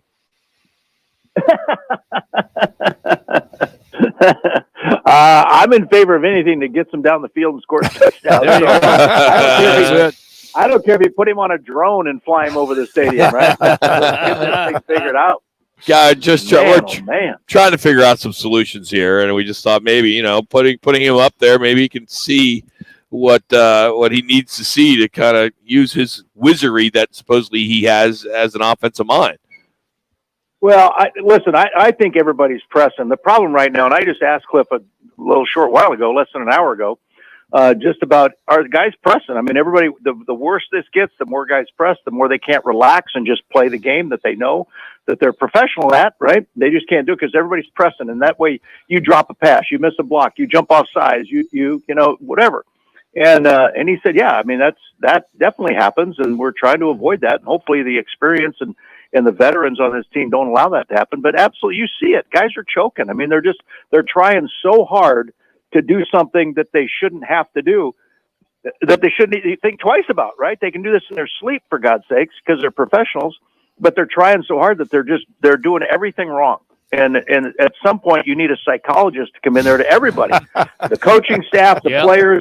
And seriously, you got to sit them down and say, look, just relax. Coach, there's something called a calm intensity in sports, right? And you have to be intense, but you have to be calm about it. You can't be just tight as a drum and think you can play at a high level. Coach, don't you remember back when we were doing all of our conversations as the season was getting ready, and we were all talking about, oh man, how's this defense going to hold up? They're going to get run on. They're going to get thrown on. The offense is going to have to put up 38 a game in order. And now it's turned out just the opposite. Joseph has done a tremendous job with the offense, with the defense, and the offense just stinks. The defense has been good situationally. Listen, I don't want to paint the defense as the second coming of the greatest defense ever. Right. They're not the Ravens, back in 2000, but they're a good defense, and Vance Joseph has pulled some strings that make them look beyond what they have talent. I've said this since last spring, and we were talking about it here last night at the TV station. I just have never thought they did enough in the offseason to make this roster good enough to make a playoff run. I just don't think the players are where, everybody keeps talking about the talent they have, Well, yesterday they had Eno Benjamin, Keontae Ingram in the backfield. Yeah. Right? I mean, Rondale Moore, AJ Green, who keeps turning the wrong way or acting like he doesn't know what the hell. Or, you get Marquise Brown and Zach on a route, and they both stop instead of going. Kyler throws the ball deep. I mean, you've got guys where's the talent? Somebody tell me about the talent on this team. Sean Harlow is your starting center, right? I mean, Justin Pugh goes out. He's out for the season. You got a backup guard. I mean, where is all the talent that everybody keeps screaming about? This offense ought to be racking up 30, 40 points a game. From where? Yeah, very good point. All right, we do it every week. Point? It's fact or Fooey. Manuch writes the question. First one, the trade for disgruntled wide receiver Robbie Anderson from Carolina is a bad move for this locker room and makes the Cards look desperate for offensive help. Fact or Fooey? Well, I'm going to say Fooey. I don't think who cares what the optics are, for God's sake, right? True. They need somebody. They need somebody that's 6'3" and 190, 200 pounds that can go out and catch a ball. I mean, I don't care if he knows what the scheme is or not. You've got to have somebody that can go out there and catch the ball, and you've got to be able to throw the ball downfield once in a while. And clearly, AJ is still not on the same page with Kyler, still doesn't know what the scheme is, even though he's told us in training camp, I got it figured out in the offseason. No, you don't. You're 6 games in, and this offense stinks. So, listen, I don't care what the optics are or what anybody thinks about desperation. Marquise Brown is down. A week ago, we were all like, hey, can't wait till D-Hop gets back because he could pair him up with Marquise Brown. It's going to be awesome. Yeah. And now he's out, right? Late in the game, he goes out. Now you got D-Hop. So, yeah, get Robbie Anderson in. Get somebody in there that can go down and catch a pass. I don't care what it looks like on the outside. Sure, just disrupt the locker room. Just have a malcontent out there. He's who going to knows? pop off. Can you trust He the may guy be from the not to? nicest guy. Can you trust the guy not to go off again, Coach? That's my question. Well, didn't Sean Jefferson have him in New York, the receivers coach? Didn't the receivers coach? Yeah. coach Yeah, got it. So he's got a relationship with the guy, right? There you go. So he's got a relationship with him. Hey, I got a Who knows if relationship the with guy's gonna Kamichi. pop up? He's not. Should I get him to call plays? We give him a popsicle if he doesn't pop off during a game. Has it been that long? Have we forgotten the Steve Wilkes 1 year era here? That's it. Steve Wilkes is the guy that sent him to the locker room. I commend him for that. I commend him for that. Stop. I commend him. You're gonna be a He's jackass. not bigger than the team. Yeah, Come exactly on. right. You're gonna be a jackass on my sideline. Get the hell out of here. Go sulk about it. Are you serious, Coach? Right now? Man, you old school guy. Come on, man. Stop. Listen, everybody argues with everybody. Yep. Everybody's into it. Everybody argues with You've everybody. gotten soft over the years, Coach. You wouldn't have tolerated that on the sideline. You ever seen a soccer game, for God's sake? Oh, my God. Boy, the coach fool you yesterday. All right, would let's never move on, tolerate boys. that. All right, Move Coach, on. here we go. Question number 2. This was one of the worst offensive game plans in the 4 years Cliff Kingsbury has been the head coach of. Fact or phooey? Well, I don't know about the game plan. The game execution was horrible. I don't know about the plan. I didn't see the plan, so I don't know. But I will say this. I will say phooey on that because they went right down the field in the first quarter, their first drive, and scored a field goal. They couldn't get in the end zone. Then they came right back that second drive, went all the way down the field, went for it on 4th and 2, couldn't get it, right, instead of kicking the field goal. So I would say the game plan initially looked pretty good. But then and Cliff said this after the game yesterday, after we went for it on 4th and 2 there on that second drive, we kind of lost our confidence. I'm like, lost your confidence? What are you talking about? When did you have it? How do you lose confidence? You kidding me? All right. I'm tired of the oblong ball. Let's go to the round ball, Coach. Here we go. The Suns start Wednesday. Will they win between 50 and 55 games this year? Fact or phooey? Vegas has them at 52.5, right? Yeah. So they got 64 last year. I was just at Suns at 12. Well, what was it? 12:15, 12:30. We were at Suns. They didn't do anything with the roster, right? They let JaVale McGee go. They let Jay Crowder go, but the roster is the same. And I asked Monty just about continuity, right, and chemistry, and he said those are important items. So I think that they look at this season, and Monty's told us, they look at this season as a work in progress, and I think they will get to 50, 55 wins. I don't know that they'll get to 64 again, but I think they'll get to that 55 wins. Who's going to rebound the ball? Who do you think is going to step up this year to fill Well, that I hole? think, we talked to DeAndre Ayton, and I don't know if you guys have been around DeAndre Ayton lately, but he is not the same DeAndre Ayton as he was a year ago. This guy is he's got a chip on his shoulder. He's kind of angry. He's kind of pissed off at everybody. He swatted my mic away today. Wow. He's just getting after it. He's like, I'm going to go out and prove to people and show people I can do it. I'm going to dominate. I'm like, there you go. Okay. So do you expect him? Do you expect him to be in a Suns uniform after January? Hell, that's the biggest question, right? We all have January 15th circled on the sports calendar. It's like, are they going to trade DeAndre? I think that'll be up to him. I think if he plays well in the first month or month and a half, a couple months, then he'll be here. But if not, look out. Is the Coyotes getting any love on ABC 15? Any? 3 minutes. They did. We talked about them last night. Yeah, we talked about the Coyotes 0-2 start and how they're just awful. They're so bad. Listen, if anybody can stack a situation better than the Coyotes to get that number 1 overall pick, tell me another team that can do that better than the Coyotes. Bill Armstrong's got this team. They're going to take that number 1 pick. Watch. All right, Coach. So what's the juice? What's the angle on Thursday night, Channel 15, for the Saints coming into town against this very desperate Arizona Cardinals offense? And you know what? We got the crew out there. Colin Harmon, Mark May, the Outland Trophy winner, 2-time Super Bowl with us. Yeah, we are talking about getting ready for this first home win since October 24th of 2021. Is that a factor of phooey? I don't know. I'm hopeful. Listen, I told the guys yesterday when they scored that punt block touchdown. I'm like, I was going wild in here. They both looked at me like I was insane. I'm like, I'm the eternal optimist. I sell my soul to this team every year, and they disappoint me. I'm going to go with anything I can get. The offense scored 3 points yesterday. It's horrible. 3. That's it. Horrible. Hey, last one as we let you go. If this team does lay another egg on Thursday, they head to Minnesota. Minnesota's played some pretty good football. They're going to be coming off a bye week and keep it get ugly there in Minneapolis. Are they going to stick with Cliff the whole year no matter what? If this team did, I think so. You do? Okay. I do. I don't think Cliff's going anywhere. Listen, and here's the thing. Everybody's talking about the extension that Steve Keim and Cliff Kingsbury got.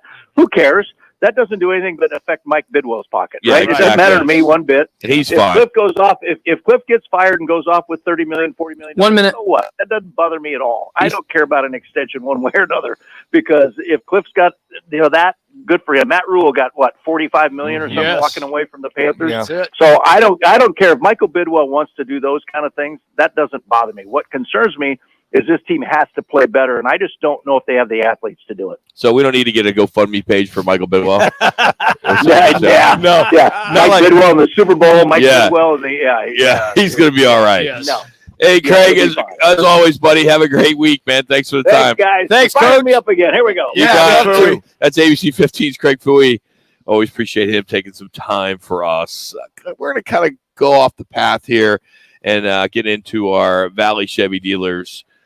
Random fact of the day. It has to do with what actor do you think has delivered the most F-bombs on screen? I've got the answer. And after 24 years, the Padres are going to the NLDS to face the Phillies. It's all coming up next. Roc and Manuch with Jimmy B from the CAZ Sports Bar in Casino, Arizona, right here on Fox Sports 9.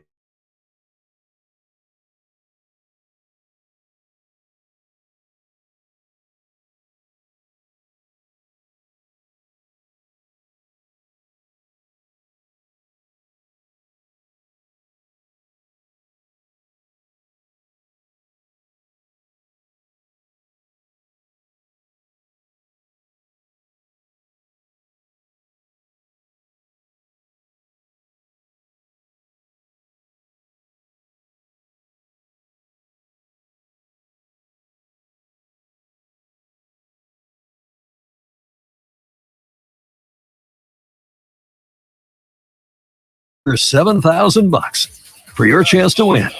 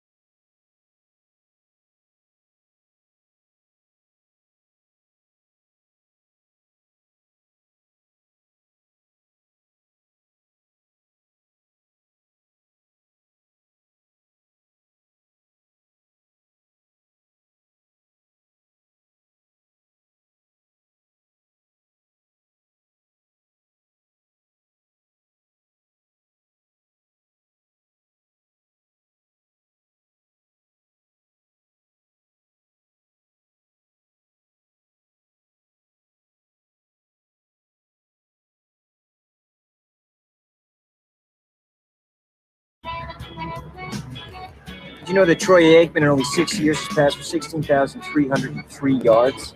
Did you know the career record for most hits is 4,256 by Pete Rose, who is not in the Hall of Fame? Do you know that my next door neighbor has... You guys are hot. Now time for Fox Sports 910's Roc and Manuch with Jimmy B to give you the random facts of the day driven by your Valley Chevy dealers. Find new roads at your Chevy dealer. For a dealer near you, head to valleychevy.com. All right, what actor do you think has delivered the most F-bombs on screen? All right, is it just one movie or all of the? All the movies he's on. Okay. MF bombs or F bombs? F-bombs. Just the F bombs. Oh, man. F-bombs. Well, if it was the MF bombs, I'd say Samuel L. Jackson. That's hands down. Yes. F bombs, I don't know. I'll go, oh, hell. Pesci, maybe? Maybe Joe Pesci? I'm going to go. Because he's all the all I'm going it's like his second language. It is. All I'm going to say is The Wolf of Wall Street with Leonardo DiCaprio. I think every 10 seconds he dropped the F-bomb. Yeah. So I'll go Leo. That was on this last week, by the way. So Leo was he was 144. Whoa, wow. Jonah Hill 183. Wow. But the winner, and we'll play it right now, which we're not going to play it, but we had to cut it. I think. Let's do this. So we're going to play a clip. Okay, it's from Casino. Joe Pesci is the winner. Oh, he's right. 272. We're going to play a kit. We're going to play a clip. Tell me how many times you think I had to cut out the F-bomb in this clip. This movie from Casino. Yeah. Oh, man. Really funny. Really funny. What do you mean I'm funny? That story, it's funny. You're a funny guy. What do you mean the way I talk? You're just funny. I'm funny how? I mean funny like I'm a clown, I amuse you? Not just... What is so funny about me? Tell me. Tell me what's funny. Tommy. I almost had him. Frankie, was he shaking? I wonder about you sometimes, Henry. You may fold under questioning. I didn't give you the beep, so you had to really figure it out. Goodfellas, right? You said Casino. No, that was Casino. Casino. That's a scene where, it was I'll say 25. In that little clip? No. What the hell are you? No. What the? I'll go. I'll back it down. I'll say 15 times. I'm going to say 9. All right, Jackson, you're going with 7. It's 6. Wow. 6. Okay. 6 times. Well, Pesci gets on a roll. I mean, you just never know. I mean, so he's dropped. How many F-bombs do you think Cliff threw last night during the game? Oh, man. Not 0? Wow. Well, last week he'd read his lips better with the play con than this last weekend. Yeah. All right, let's get to this is the call of the weekend that's not football. Okay, we got plenty of calls that we get into on typically Tuesday. We play the sounds of the NFL, top 3 sounds, all that fun stuff. But this is the call of the weekend that's not football. 1 strike away. Hader to Freeman. He struck it out! For the first time in 24 years, the Sears San Diego Padres are headed to the National League Championship Series. First time since 1998 that the Padres move on to the National League Championship Series. Their fans have waited a long time, and needless to say, they went nuts. And they will play host to the Phillies tonight, the deciding Game 5 of Cleveland and the Yankees in New York to see who advances to the ALCS to play Houston. So it goes Phillies, Padres tomorrow and Wednesday in San Diego. Then they head to Philly for the 3. Did you happen to see it was on Twitter a lot? And now I've just blanked on who the Padres player was. But after that game, he went down into the quarter area and went bar hopping with a couple of the other players. And when they walked in, the place has just exploded, and they picked up bar tabs for everybody. Oh, I'm sure. You've heard those stories. You've heard those stories in Chicago. Yes. Like when the Bears were their heyday in the late 80s, you know. That was going on. That's great. The Gaslamp District, if you have not been down there in a while, it's great. It's awesome. It is. It is probably one of the best downtowns. It's probably he's number 2 in my opinion to Nashville. Nashville. Okay. I think Nashville would be number one. Nashville is excellent. Hey, our random fact today is brought to you by the Valley Chevy Dealers. Your Valley Chevy Dealers serving the Valley for over 80 years. That's right, 80 years. For a dealership close to you, near you, go to valleychevy.com. Yeah, I'm anxious to watch the series between San Diego and Philly. You know, Philly is a team that hasn't been in the playoffs for almost 11 years. And Padres, we know they haven't been to this level at this in a long time. They've spent a lot of money, right? Yeah. It's going to be a good series, I think. And they don't even have Tatis. That's right, Tatis Jr. Yeah. That's right. But they have a lot of other great players. They do. I just think Philly right now, they got a lot of momentum. I mean, the fact that they got some great pitching and their offense is just tremendous. I mean, when you get a hit inside the park home run on Saturday and then a catcher. That never happened. And then you got two all-stars, Cronengold, and then the first baseman, and Machado's starting to finally, he was in a funk there for the longest time. Finally hit himself out of that. And all the pitching, I mean, some of those hits that they had just falling in left and right, you're going, oh my gosh, the fate's going to catch up with this LA Dodger team. Are we glad though? Oh, I look at you're kind of a Dodger fan. I am a Dodger fan. 111 games. And after that, my first thought was, gosh, I wonder the whole thing about Dave Roberts. Well, they're going to keep him, obviously. Again, they fall short from going to the World Series. Yes, but they won the World Series just 2 years ago. Yeah, but they've gone 8 out of the last 9 times. You think of 8 out of the last 9 in divisions. It's hard to win. You, as a former pro athlete, know how difficult it is to win. I think the thing that hurt them was Buehler out, and they had a couple of other pitchers that were out there pitching. But look at San Diego's pitching. Look at the bullpens. I mean, you talk about Philadelphia and San Diego. The bullpens came in and just shut down, especially the Dodgers, and just took control of that game. Then they get the timely hits. I know they did. But flare to right, little flare to left. This is not good. The Mets won 100 games. They got bounced in the first round. Won 100 games again. Who gets hot at the end of the year? We learned that in Suns fans. That's it. Regular season doesn't really matter. If you're hot going into the playoffs, that's what counts. That's the key. The AP Top 25 came out for preseason basketball. Yes. And North Carolina, same thing last year. They were a pretty high seed, and they went on. They were number 8 seed, I think, and they ended up winning. They made a run for that national title game. But preseason AP Top 25, North Carolina, Gonzaga, Houston, Kentucky, Kansas, and Baylor tied at 5. Duke 7, UCLA 8, Creighton comes in at 9, Arkansas at 10. Arizona is 17. That's in Arizona State. 2 minutes. Nowhere to be found. How does Mark Few at Gonzaga consistently do it now, year after year after year? The campus is a small campus. Bing Crosby is the most famous alum, not John Stockton, and. I mean, they just. But don't we know how that story's going to end every year, Jimmy? We know how that movie's going to end. I know. They'll start playing big boy basketball. They play and they'll get hammered. Basketball. They play not on a consistent basis. They'll get hammered. They'll get hammered. But we know how that's going to end. They play non-conference, big name. I give him credit for having the talent there, but for some reason, Mark Few can't, aside from the one time, cannot win it all when he gets into that tournament play. There's a flaw there or something. Because they pretty much got hammered in that, was it the Sweet 16 again? And you wonder, is it their competition, is the way they got things set up, or are they recruiting the right basketball player? I don't know. 1 minute. If you're a basketball player, Gonzaga's a great place it's to a go. great place. You'd be a big fish in a little pond there. That's it. Hey, join us, or at least tune in this Thursday as we broadcast live from the Twin Peaks in Glendale before the Saints-Cardinals games. We'll be down there, so if you're going to the game, come on by, join us, have a nice cold Blue Moon or Coors Light on Manuch. Make sure you tune in also at 2:45. It's your chance to challenge one of the beautiful Twin Peaks girls. 30 seconds. For our Coors Light Peaks picks. You can win a man card. That's Thursday from 1 to 4 at the Glendale Twin Peaks. Well, we'll continue looking back to the Cardinals' loss to the Seahawks. We'll catch up with Rudy Carpenter. We'll also have Frank Sanders joining us. Busy hour number 3 as we continue from the CAZ Sports Bar in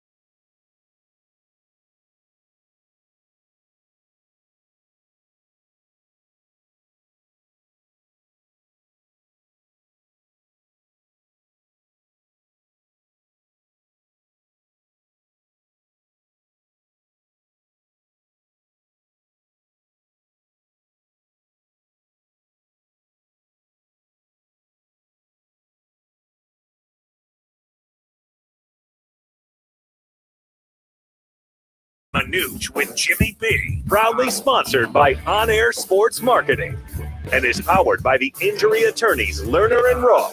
In Iraq, you need a check?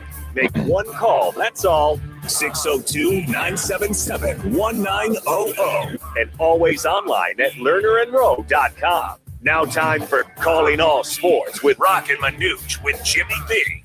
On Fox Sports 9. Got that? We hope you're having a good Monday. Roc and Manuch, Jimmy B, out here in Casino, Arizona. We are broadcasting live from the CAZ Sports Bar inside Casino, Arizona, and the new sports book that they just opened up here. Get ready for tonight's Monday night game between the Broncos and the Chargers. On paper, this does not look like it's going to be a good game. Boy, especially after watching the Broncos that last game, right? Oh, it could be a long night for the Bronco fans. You long see this, night. You're right. Chargers could put 35, 40 points on the board. Broncos not a bad defense. They just have no offense. I mean, Russell Wilson just does not look the same. He's out of sorts. He's got the oblique or the latissimus dorsi issue that he's got. Strain. Latissimus, Latissimus dorsi, DORSI. That sounds right. I went to the doctor. I got a shot for that, and I'm okay now. Yeah, you feel good. The anterior or the posterior? Hey, this is our 22nd year of hosting Monday Night Football. We encourage you to make plans if it's this week or another week. We love to see you here for our Monday Night Tailgate. We give away cash just for watching a game. Doesn't cost you anything to play. I got to tell you, every week we have new people, and I love when people come up to us and thank us for having a good time, because that's what we want you to have as we do it. I don't know. It's pretty hard not to have a good time when you can win money just for watching football. Yes, it is fun. There's multiple ways to do it. 4 different ways tonight. The kickoff progressive jackpot, which starts at over $1,100. That is pretty easy. After every kickoff, we pull a name out of the hopper, and you get $1 a yard. So if they run it back to, say, the 30-yard line, we're going to give you $30. They run it back for a touchdown, and the conversion's good. If it's a kick or a 2-point conversion and they get it, you're going to get that jackpot, because we add to that jackpot after every kickoff as well, $25. So we're already at $1,100. So check that out. We also do squares. We give you 2 sets of squares, which they're worth $25. Don't cost you anything. And tonight, football bingo. Multiple ways tonight to win bingo football-wise. So first rushing touchdown, you'll get a letter. First passing touchdown, you'll get a letter. All kinds of stuff like that. First cheerleader we see, first person drinking a beer in the crowd, fun stuff like that. And it's always a good time. So we love to have you here. Again, it's the Monday Night Tailgate here at Casino, Arizona. Let's get right to it. We have a lot to get into in regards to the big stories this afternoon, and it's all Cardinals today. Time for the top local and national stories of the hour. Powered by the Sportsbook at CAZ Sports Bar in Casino, Arizona. Bet big on your favorite teams and players in an environment that's as exciting as the game you're watching. There's no better place in the Valley to get in on the action. The Sportsbook at CAZ Sports Bar. Now, guys, what's your top story this hour? Well, we're going to give you a timeline. If you are just getting in your car, working all day, and on your way home, here's what you missed. It all started this morning with the Cardinals acquiring Robbie Anderson from the Panthers for a couple draft picks in the future, a 6th and a 7th pick in 24 and 25. Robbie Anderson, who was kicked off the sideline yesterday in the Panthers' loss, he is now an Arizona Cardinal. Now, that was great. You're like, oh, good. All right. But why did that happen? Well, it's because Marquise Brown suffered a potential season-ending injury. According to multiple reports, we now hear, since the press conference this afternoon with Cliff Kingsbury, that Marquise Brown is going to get a second opinion on this possible foot injury that he has. So we'll have to keep our fingers crossed that it's not going to be too long. Maybe it'll only be 6 games. Maybe it'll be more, but we'll see what happens with that second opinion. We also find out today that they have activated DeAndre Hopkins. No surprise there. And then they released kicker Matt Amendola. So he is off the roster now. It looks as though Matt Prater will be back. What else do we hear today? Okay. Justin Pugh, the left guard. He suffered a season-ending injury, an ACL. So he is now out for the rest of the year. And by the way, a short week for the Arizona Cardinals as the the Saints come marching in goodness. Glendale Stadium. Oh, man, if it wasn't for bad luck, the team have no luck at all, right, guys? I just – you see this thing, and obviously injuries, and whether James Conner's going to be back, whether Darrell Williams will be back, the two top running backs, whether you go with the B squad with Benjamin and Clement looked like he played with special teams. He was right there. And also, the young kid out of USC with Ingram, him playing a little bit. Banged up front. Running backs are banged up. One of your top receivers is out. You're coming with Robbie Anderson, who's just a guy. Big question mark with him. DeAndre Hopkins, how much is he going to be able to provide? He's in great shape, but is he in good football shape? We'll have to see. And then on top of that, the offensive game plan or the planning by Cliff Kingsbury is suspect at that. Your quarterback runs for close to 100 yards, runs 10 times. But there's other – sacked 6 times. You got sacked 6 times. 51 yards. Yeah, had the one pick, coughed up the football, not take care of the ball. There's so much pros and cons going into this game. It's fortunate they're not playing. A lot of pros, Manuch. I would agree with that. There's a lot of cons, and we don't know if Connor's going to be back, but it seems like you're getting that running back that the Steelers didn't want to re-sign because he was always banged up. To that point, correct. A guy that is going to be able to answer the bell every time, and obviously not. Williams is out. Ward is out. So to that point, Ward I think is out for at least 4 or 5 games on the IR. And then the guys up front, and then your cornerbacks. I will say this: at least Vance Joseph has got the defense being respectable on the defensive side. Yes. They shut down. I mean, they were 33% on third down conversions. The Cardinals were like barely 30%. So getting them off the field, they're doing their job. They just can't get the offense, who is 6 for 18 as far as third down conversions, and 1 for 5 on fourth down conversions. Hell, if they play a little bit of offense, they win that game. Yeah, and I think they're inside Seattle's 34 times. 4 times. You only get 3. You only get 3. I mean, that's just it's unacceptable. And in close games, guys. I mean, you and I could come on. Well, I will say get this: in there. you can't. I mean, whether you can trust a kicker or not, the guy's an NFL kicker. You still got to get the points. You have to. You can't blow off points in the NFL, which could have given him a shot at the very end, getting field goal range. But he missed an extra point too. Yeah, okay, but there's a lot of guys that miss extra points that they have for field goal. Well, come on. He just barely missed it left, Rock. I mean, still missed it. I've seen as a head coach, it doesn't give you much confidence. Who was the kicker? The Green Bay's who's their kicker? He had issues last year, missing extra points. Yeah, I had missed issues, but they still stuck with him. And he ended up winning him, helping them get to the playoffs last year. I just think that you can't. The more and more we watch Cliff Kingsbury as a head coach, I put this in my notes. I just think the lights are too bright for him. There's a lot to that, Rock. I agree. There's a lot to that. I think he's trying to manage a game as if he was in college. You can't do that. It's so hard to win in the NFL. When you get a chance to get points, you get points. Why is it that much different? Because give me a reason why. Because the athletes, the hashes are tighter. The athletes got more depth, and you got guys that have been there and done that. They're pros. They make adjustments on you week in and week out. They look at your tendencies. There's so much. It's such a huge chess match that when you get into scoring opportunity, you can't just blow off a chance to get 3 points and think, we'll get the 2 yards here. Well, hell, you got 4th and 2, you get sacked. 4th and 1, you throw a pick. 4th and 2, you throw over the end zone out. You miss 3 or 4 of them out of the end zone, missing, and then bad play calls on top of that. There was 1 4th and 1 they took that 4th and 1 on their own. Was it 28-yard line? Zach Ertz, little 5-yard dig route, bam. Okay, you're backed up on your own 25, and you had to go for it. But it's this nice little play to Zach, first down. Where was that out in the field? When you got what fires me up is when he's got the short third downs. Yeah, and he's throwing. Then the 3 minutes make no sense. He's going, well, if I don't make it here, I'm going to go on 4th down.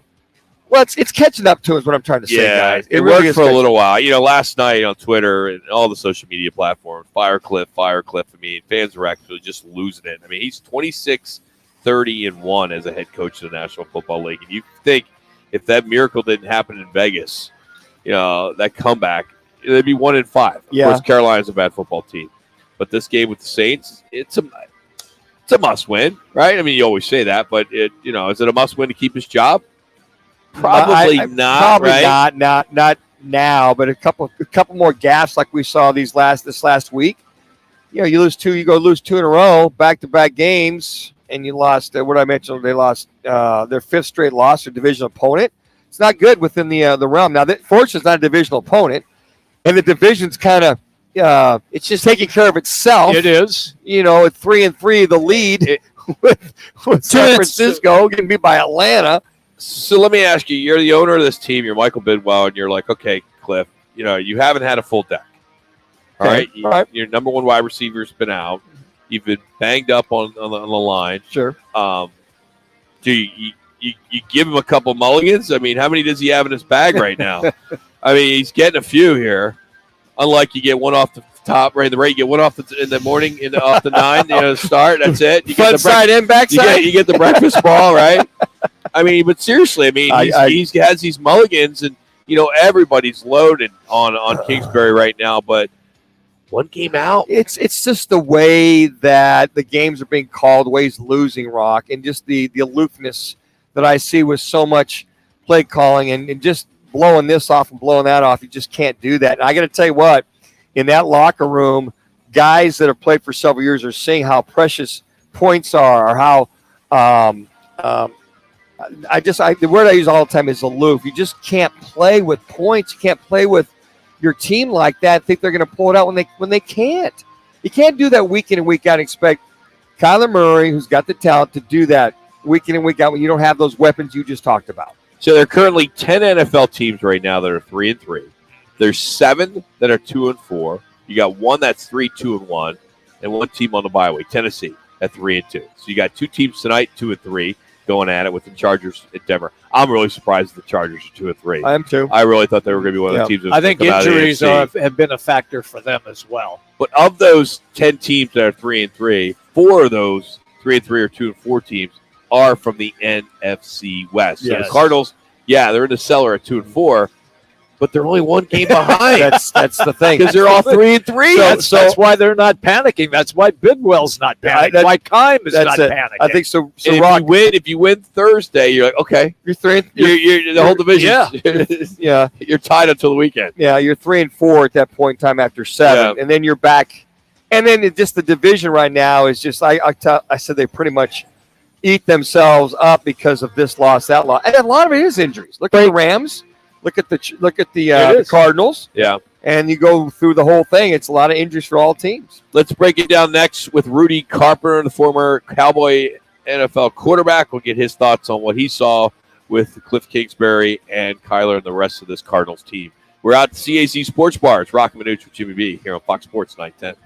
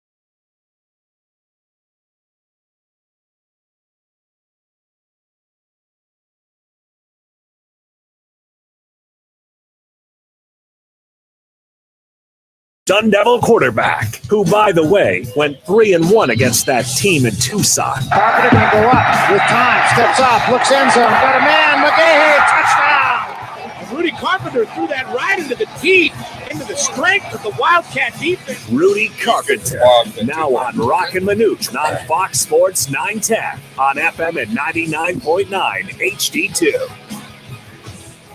Hey, everybody, welcome back in. We are live here at the CAZ Sports Bar and Sportsbook Casino, Arizona. Roc, Manuch, Jimmy B, and joined by former Sun Devil and NFL quarterback Rudy Carpenter.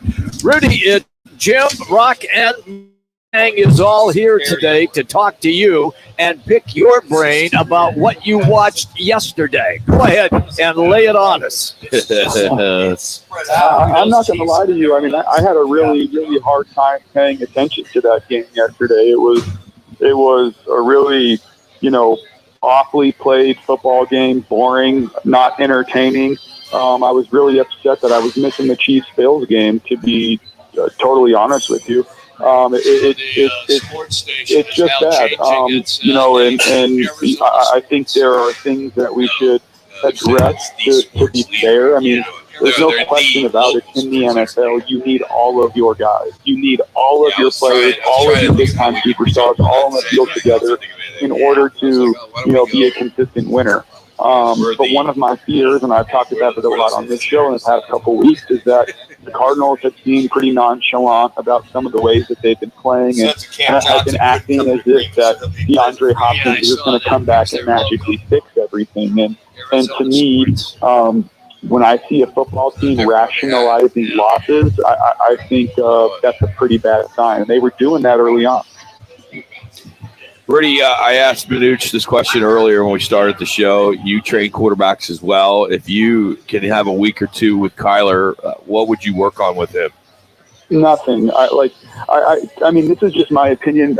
Dan might have a different viewpoint than me, but to me, it's one of the corniest things ever. Like, especially now, I was watching the game last night. I don't mean any disrespect to anybody, but watching, the Eagles play, they talk about Jalen Hurts went to California for a month to train with Tom House. So who cares? Like anybody that thinks they're going to change a quarterback like mechanics in a month is a bozo. And to pretend like any of that's going to transfer with live bullets, this is my view, is totally insane. It's pretty clear what's going on. When you lose Rodney Hudson in Pugh, when you don't have DeAndre Hopkins, when you lose Marquise Brown, when you're not getting the type of play from the running back group you thought, you lost Kenyon Drake, James Conner hasn't been playing to the standard, or it's because of the offensive line. You cut Max Williams. You missed on some draft picks, although some of those defensive players look to be playing better. I mean, to me, this is not a Kyler Murray issue. This is a roster issue. This is a coaching issue. This is a general manager issue. And as you can see, now they set in my view, set this team back further. I don't know what they got in return, what they had to give up to get Robbie Anderson, and they're going to have to address Justin Pugh's situation. To me, this just looks like a desperate football team that doesn't have a ton of direction. The other thing, and that echoes some of that, I'd like to work with his feet more than anything, but I'm like you. It is what it is sometimes. But on the mental side of his progressions and where to put the ball, where to understand where to put the ball on certain throws and being aware of down distance situations, all that kind of thing. I'd really like to see what kind of football savvy he has or doesn't have. We already know this, though, Dan. We already know this. This is why I'm saying it's such a BS argument. We already know. You want to know how we know how the Cardinals feel about Kyler Murray? They put a study clause in his contract. We already know, but all the idiots on the radio and TV made a big deal about it and wanted to call it racist. I mean, there's nothing to do with that. They told us exactly how they felt about him. Kyler didn't give a blank and signed the contract anyway because he wanted the money. This is such a joke. The other thing is the footwork, Dan. Me and you both know, because we've been in meeting rooms. When they install a play in the playbook, in the iPads now and on the screen, it tells you what the quarterback's drop is, whether you're under center or the shotgun. Okay, me and you both train enough quarterbacks to know now that none of these college coaches teach footwork. They just install a play, and if the kid wants to take no drop or a 25-step drop, nobody cares. It's not taught. They teach quick game, the same as play action, the same as mid-range throws, the same as everything. That's what Cliff's always done. It's why all of his quarterbacks have the same footwork. My point is it's not taught. They don't rep it. If you go watch the film, Kyler will change his footwork 75 different thousand times through the course of one game on the same exact route concept. Dan, if I told you were in the shotgun and you had smash concept, you would sit at the 3-step drop and a hit. Every person on planet Earth knows that who played quarterback. Kyler never does that. They're not taught that. They don't care. They don't think it matters. The point is everything is a catch it. Kyler play with his instinctual ability. All right, then let me follow up with what you just talked about there, because this ties into my next question, and that is when you talk about Cliff Kingsbury and what he's doing with the offense. I'm watching the game last night, and Chris Collinsworth, when the Eagles ran a certain play, said, "That's incredible. I've never even seen that play before." Rudy, it just seems to me that it's the same tired offense game after game after game with no new imagination. Am I seeing that wrong? No, but that's also what we knew, and it's why everybody was so hyped up about Cliff. Again, I go back to this. Dan, you work with college quarterbacks, you train kids. These are offenses that go fast. They want to run 100 plays a game, which is why they don't have receivers change sides. All I know is the offenses that I played in, that would have drove receivers crazy to never be able to change their side of the field, or for the most part, their splits, never be able to shift in motion, never be able to show one formation and get into another formation. The idea of Cliff's offense is this. You get elite athletes, you go super fast, you run a bunch of plays, and you make the defense cover every blade of grass. The problem is the Cardinals don't have elite athletes right now. So they're stuck running their same wide receiver screens, their same little dink and dunk zone beaters, their same little man beaters where they're just switch releasing and running some pick plays that don't really work. They run because they don't have the same dudes. They planned on having DeAndre Hopkins be able to get down the field and make 50-50 contested catches on go routes and deep posts and the big play actions and comebacks. They expected Hollywood Brown to be able to be the Tyreek Hill and take the top off the coverage and make those types of big plays. They expected A.J. Green to be your big body Z receiver who could work the middle of the field, run your curl routes, big routes, those types of things. They're not getting that from anybody. They expect Max Williams and Zach Ertz to create mismatches on linebackers. They don't have any of this. They have none of it. So I'm trying to be fair to Cliff because I rag on him a ton on the show. They don't have any of this. But again, if you're going to make the amount of money that Cliff and Steve Keim are going to make, this is big boy football. It doesn't matter. You have to win. You still have to win. You have to find ways to overcome. Nobody cares about your issues. You haven't won a game since last November. I will say this, Rudy. The other thing I talked to the guys about is the aloofness with the point. Yeah, well, they got it. Yeah. The aloofness with the points, to pass on points. You had three, I'm going to say four very, very makeable field goals with Amendola. He's a kicker. 1 for 5 on fourth down conversions, and then you take a sack on a fourth down. It's bad play calling. 3 out of those 5. That's you look at that. That's 9 points. You give yourself a chance at the end of the game. The aloofness with the field goals in range. And I know you got a backup kicker, but I still think it's so hard to get points in the National Football League. Was a big gap yesterday, at least in my opinion. Again, I always try to be fair as I can be, at least. The first one of the game where they decided to go for it on fourth down and not kick a field goal, I was fine with that. To me, I saw that more as like, we haven't started fast. We came down and got a field goal on our first drive. Come on, like offense, you guys need to bear down and get a first down here. I'm trying to give you this opportunity as a head coach and a play caller, to show me that we're, capable of executing on gotta have it situations, if that makes any sense, right?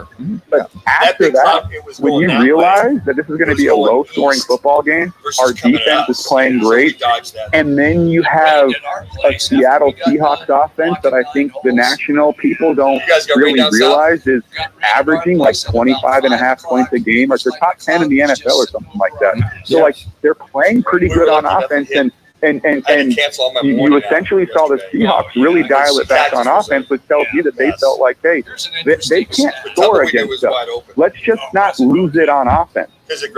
We almost lost it on special teams, and to me, that's interesting that we're at a point now with a Kyler Murray-led offense who just got an extension. I don't get it. Cliff got an extension, and Steve got an extension, and you have teams that are like, these guys suck. They can't score on us. Run the ball. So, yeah. You got out here leading off. Rudy, thank you so much, buddy. Thank you, Rudy. Appreciate it, man. Have a good week. All right, guys, take care. Rudy Carpenter joining us here on Roc and Manuch with Jimmy B, and he is driven by All City Towing. If you're looking for a new career, try All City Towing. You can head to their website, allcitytowing.com, as they currently have immediate full-time positions throughout their entire company. Incredible benefits, 401k program, and the fastest way to Are any of you guys there? online, allcitytowing.com, and search. Anyone at all? Looks like Hollywood Brown is gone. The Cardinals trade for Robbie Anderson. What does former wide receiver of the Cardinals, Frank Sanders, think about it? He'll join us next. It's Roc and Manuch on Fox Sports 910. I was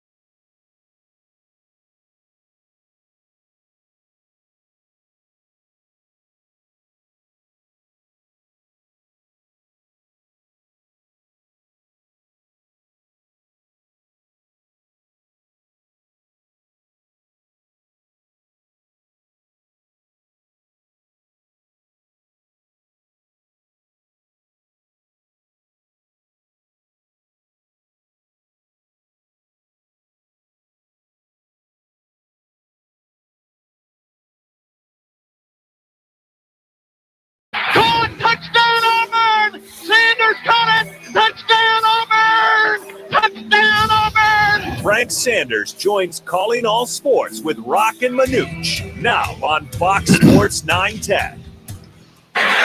Mayfield backpedaling, wide open is his man. It's his man, Anderson. Baker with a home run bomb, 75 yards. Guys are hot. 5 seconds. Carolina.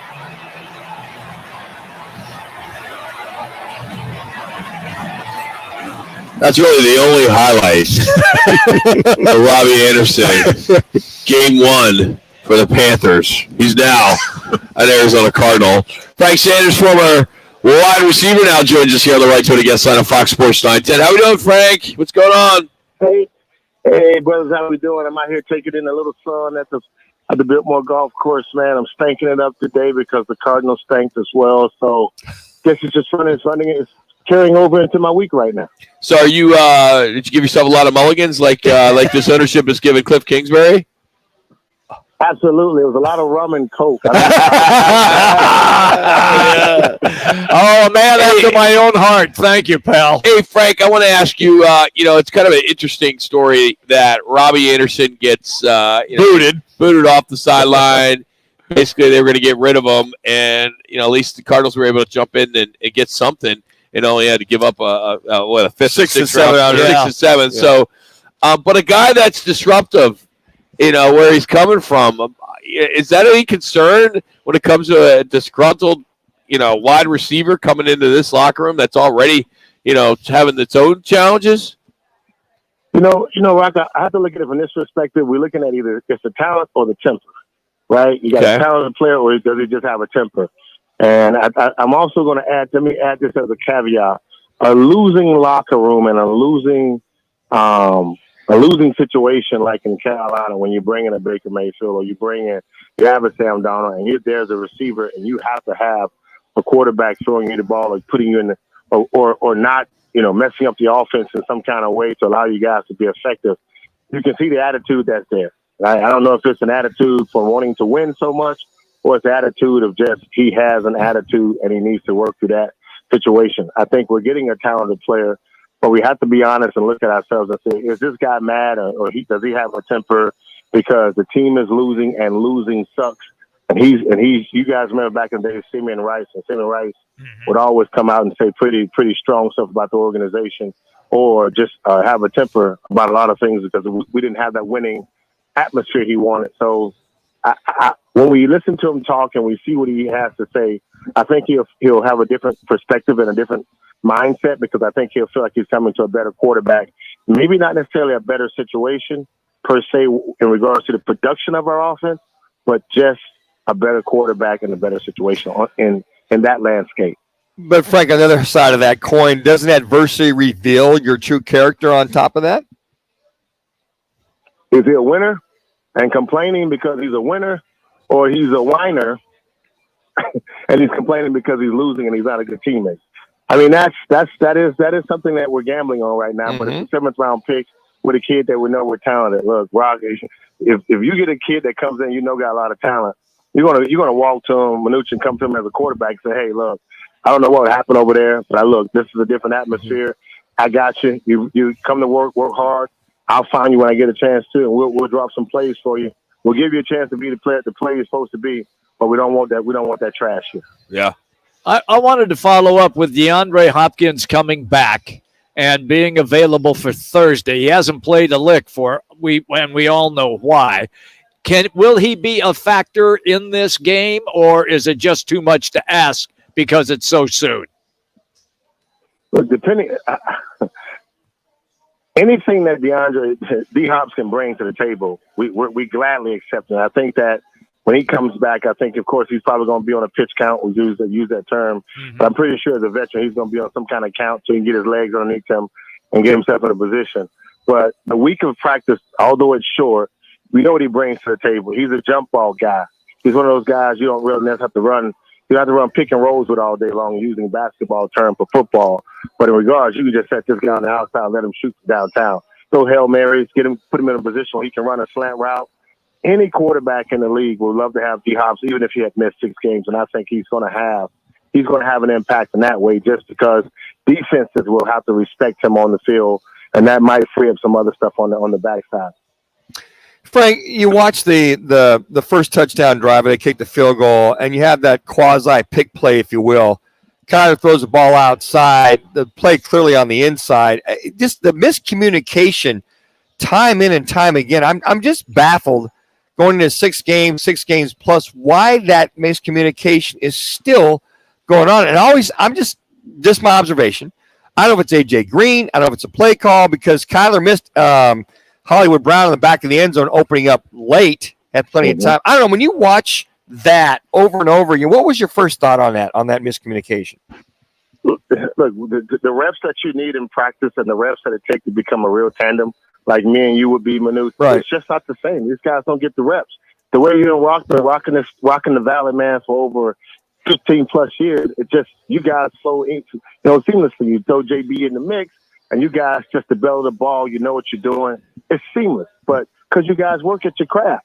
The Cardinals and most of the NFL players in the league, man, they don't have they practice maybe one day out of the week. This is because of the stuff that they have to kind of protect these guys in so many mannerisms, and they don't get the work that they truly need. And I think that sometimes become a factor. Am I making excuses for guys that get paid millions of dollars that should know what they do? Absolutely not. I was one of those guys. I'm just saying I had more opportunities to get more reps and more rotations, more opportunities for my quarterback so we can develop rhythm and communication.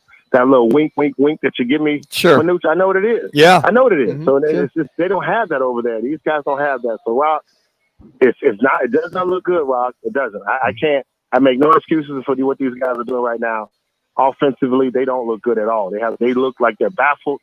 Communication-wise, they don't look like they have any rhythm right now. And hopefully, as the season progresses, with the addition of having D-Hop back on the table, this team will kind of find their rhythm and their floor, what they're supposed to do as an offense. Frank Sanders here on Fox Sports 910. Frank, it kind of reminds me, I hate to say this because you were a hell of a player, but you were on some pretty bad teams for the Cardinals, and I feel like this is where this is going again. Yeah. It's just this black cloud is back over Sun Devil Stadium. I mean, this is rough right now. It's ugly, man. And you know what's even more ugly is that the conversations that they're arguing for the same head that they was arguing before, which was for Mr. Bidwell. Yeah. They was arguing it was going directly to ownership. It was ownership. And that's the part right now that doesn't look good because the fans are speaking specifically to Michael. And that's the part where you gotta watch what's going on. Look, we got a good team with some talent. I don't understand what's going on with Cliff in this scenario. I really don't. I don't have any answers for that. I have been on a bunch of bad teams here in Arizona. Out of my 8 years here, I only had one winning season. Mind you, though, I'm still, I was 3 minutes. Offensive wide receiver of the year for the Cardinals in 1995. I was 3-time alternate for the Pro Bowl. I was still blah blah blah blah blah blah, and yet still in our locker room, we couldn't get it together in the first quarter for a lot of the games that I was here. And again, that goes back to leadership in your quarterback and the communication that you have in regards to these guys absolutely knowing what they're supposed to do, and they're following. They're playing the game how it's supposed to be played. It's not backyard football all the time. It's simple. It's 1, 2, 3 throw. It's 1, 2, 3, 4, 5 hitch and throw, and you just get back to late. Sometimes you just got to do smash mouth football. It can always be this RPO and 5 wide receiver system where guys got to think and guys they're not really into the game. Make these guys get in the game of being physical, and hopefully they will respond to that in some kind of way that you can think that you have rhythm. The fans are disappointed. I'm disappointed. And I know you guys, man, you guys have been able to eloquently speak about this all day, about how the Cardinals and what it looks like. And there's no answer for it right now. All right. The worst, if it goes down the road where they fall on they get destroyed on Thursday. What are we talking about on Friday, Frank? 2 minutes. Take a break. We'll get back to work on. Get your checks on Monday. Yeah. If you need treatment, come get treatment. And then let's try to rewrite this ship, man, because I think that at that moment we'll probably be 2-5.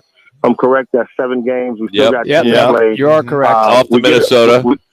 Right. We get a break at after week 13. And so we can kind of get a better feel of where we are right now. Again, you know how it's crazy to talk about this, but I will say it. Sometimes when players get money, it don't always make the locker room better. It just doesn't Got that right. make the locker room better. And sometimes, I mean, that shows up in so many ways. Where 1 minute. One of the things I love about Ray Lewis, man, and you guys know his speech, he says, man, one thing you can always measure a man about in any form of a competition is effort. You don't have to coach effort. Effort is all on you individually to go out and play and bust your butt to make sure you're doing your assignment at the highest level you can do it. And that doesn't matter if you get paid $100,000 or $10 million this year. It's effort, and that's what the Cardinals right now lacking a little bit on the offensive side of the ball. Frank, what if you're a head coach and a general manager and you get paid? Then we saw the Paradise Valley house. the model girlfriend. Yeah. We saw our boy at Toby Keith's concert or whatever concert he was at. Man. Life ain't good when you're not doing good at your job, or you don't get the success out of it. But I will say this here, honestly, we can look at some of the talent that we have on this team from a defense perspective. We can definitely see the growth in the youth, our youth kind of developing and kind of figuring this thing out. It was ugly for a little bit, but we can kind of see who is Zaven Collins and who he is, and Isaiah Simmons, and what these guys with young talent can actually do. Myjai Sanders and these guys pulled out, they put some rabbits out of their hat last week. But in truth, offensively, we're just not seeing where our $150 million is really displayed at. It's not producing, and unfortunately, who's going to take the blunt of that? And that's your coach. And that's just where it is right now. Good stuff as always, Frank. Have a good week, buddy. We'll talk to you soon. Thank you, Frank. All right, brothers. Have a good one. See you, Frank Sanders joining us here. You can always check him out as he's part of Go Phoenix, Go PHNX. Got a nice podcast on there. Check him out there. Always appreciate him joining us on Mondays. Will the MLB ever figure it out? Our rain delay already for Guardians and Yankees today. It was supposed to start at 4:07. Now it's going to be 5:07. Wow. As they are in a delay. As this is a big game. This is it. This is it. Yeah, winner take all. We'll get into that as well as kind of put a wrap on today's show. It's Roc and Manuch with Jimmy B from Casino, Arizona.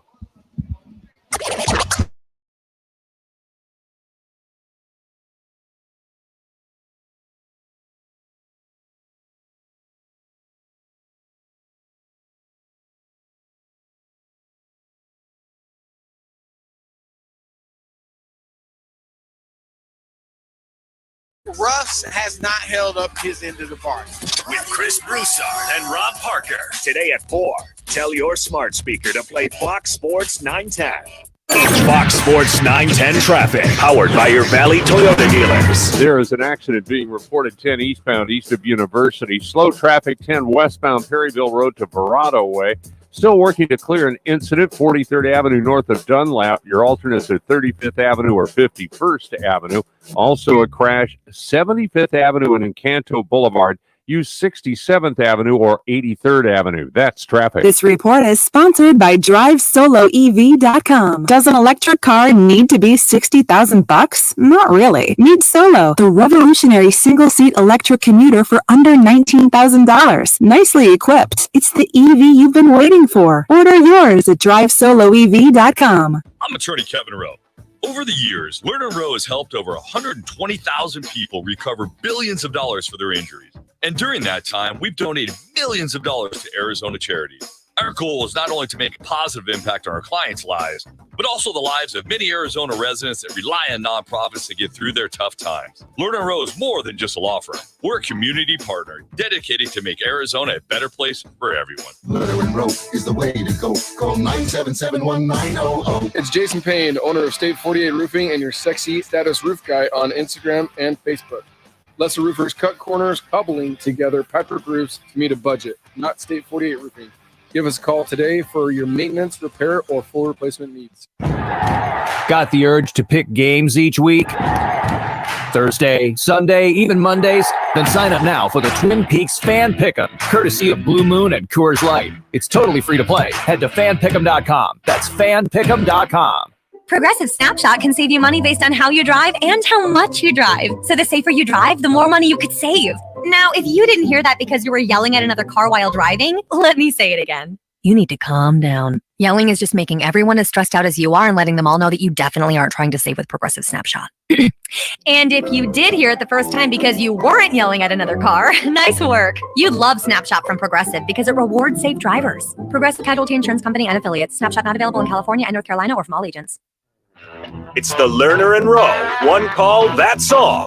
Call of the day. If you're looking for a full-service law firm, just make one call. That's all. 602-977-1900. Lerner and Rowe, voted Arizona's best law firm. One strike away. Hader to Freeman. He struck it out for the first time in 24 years. Guys are hot. 5 seconds. Padres are headed to the National League Championship Series. Padres and Phillies will start tomorrow, as that game will start at 5 o'clock, and then 1:30 on Wednesday. And the ALCS Game 1 will be the winner of tonight's Yankees-Guardians, and they'll play Houston, and that is a 4:30 start on TBS on Wednesday the 19th. But right now I got a rain delay with Guardians and the Yankees for Game 5. What a bummer. The game was supposed to get going at 7 o'clock. Now it looks like 8 o'clock their time. That's right. So it's inclement weather this time of year, gentlemen. You always. Yep. Like, rain. We could see snow here in the next 2 weeks as these back in Philly. I mean, you possibly could get that. Yeah. World Series around the corner. Let's get into what's on tap right now here on Roc and Manuch. What's on tap, powered by 72 Soul. A look at the top sports action tonight on TV. Get our price, a higher price at 72soul.com. All right, locally, the Yotes are in Toronto, take on the Maple Leafs. That game is on 4 o'clock on Bally Sports. As I mentioned, Cleveland and New York, hopefully it'll get started on TBS and around just after 5 o'clock. And then around 5:15, ESPN, Denver and the LA Chargers, as Broncos are 2-3 in third place in the AFC West. Chargers 3-2 in second place in the AFC West. Chargers have won the last 2 games at home and 2-2 overall versus the Broncos since 2020. Looking ahead, got college football on Wednesday, Georgia State and Appalachia State.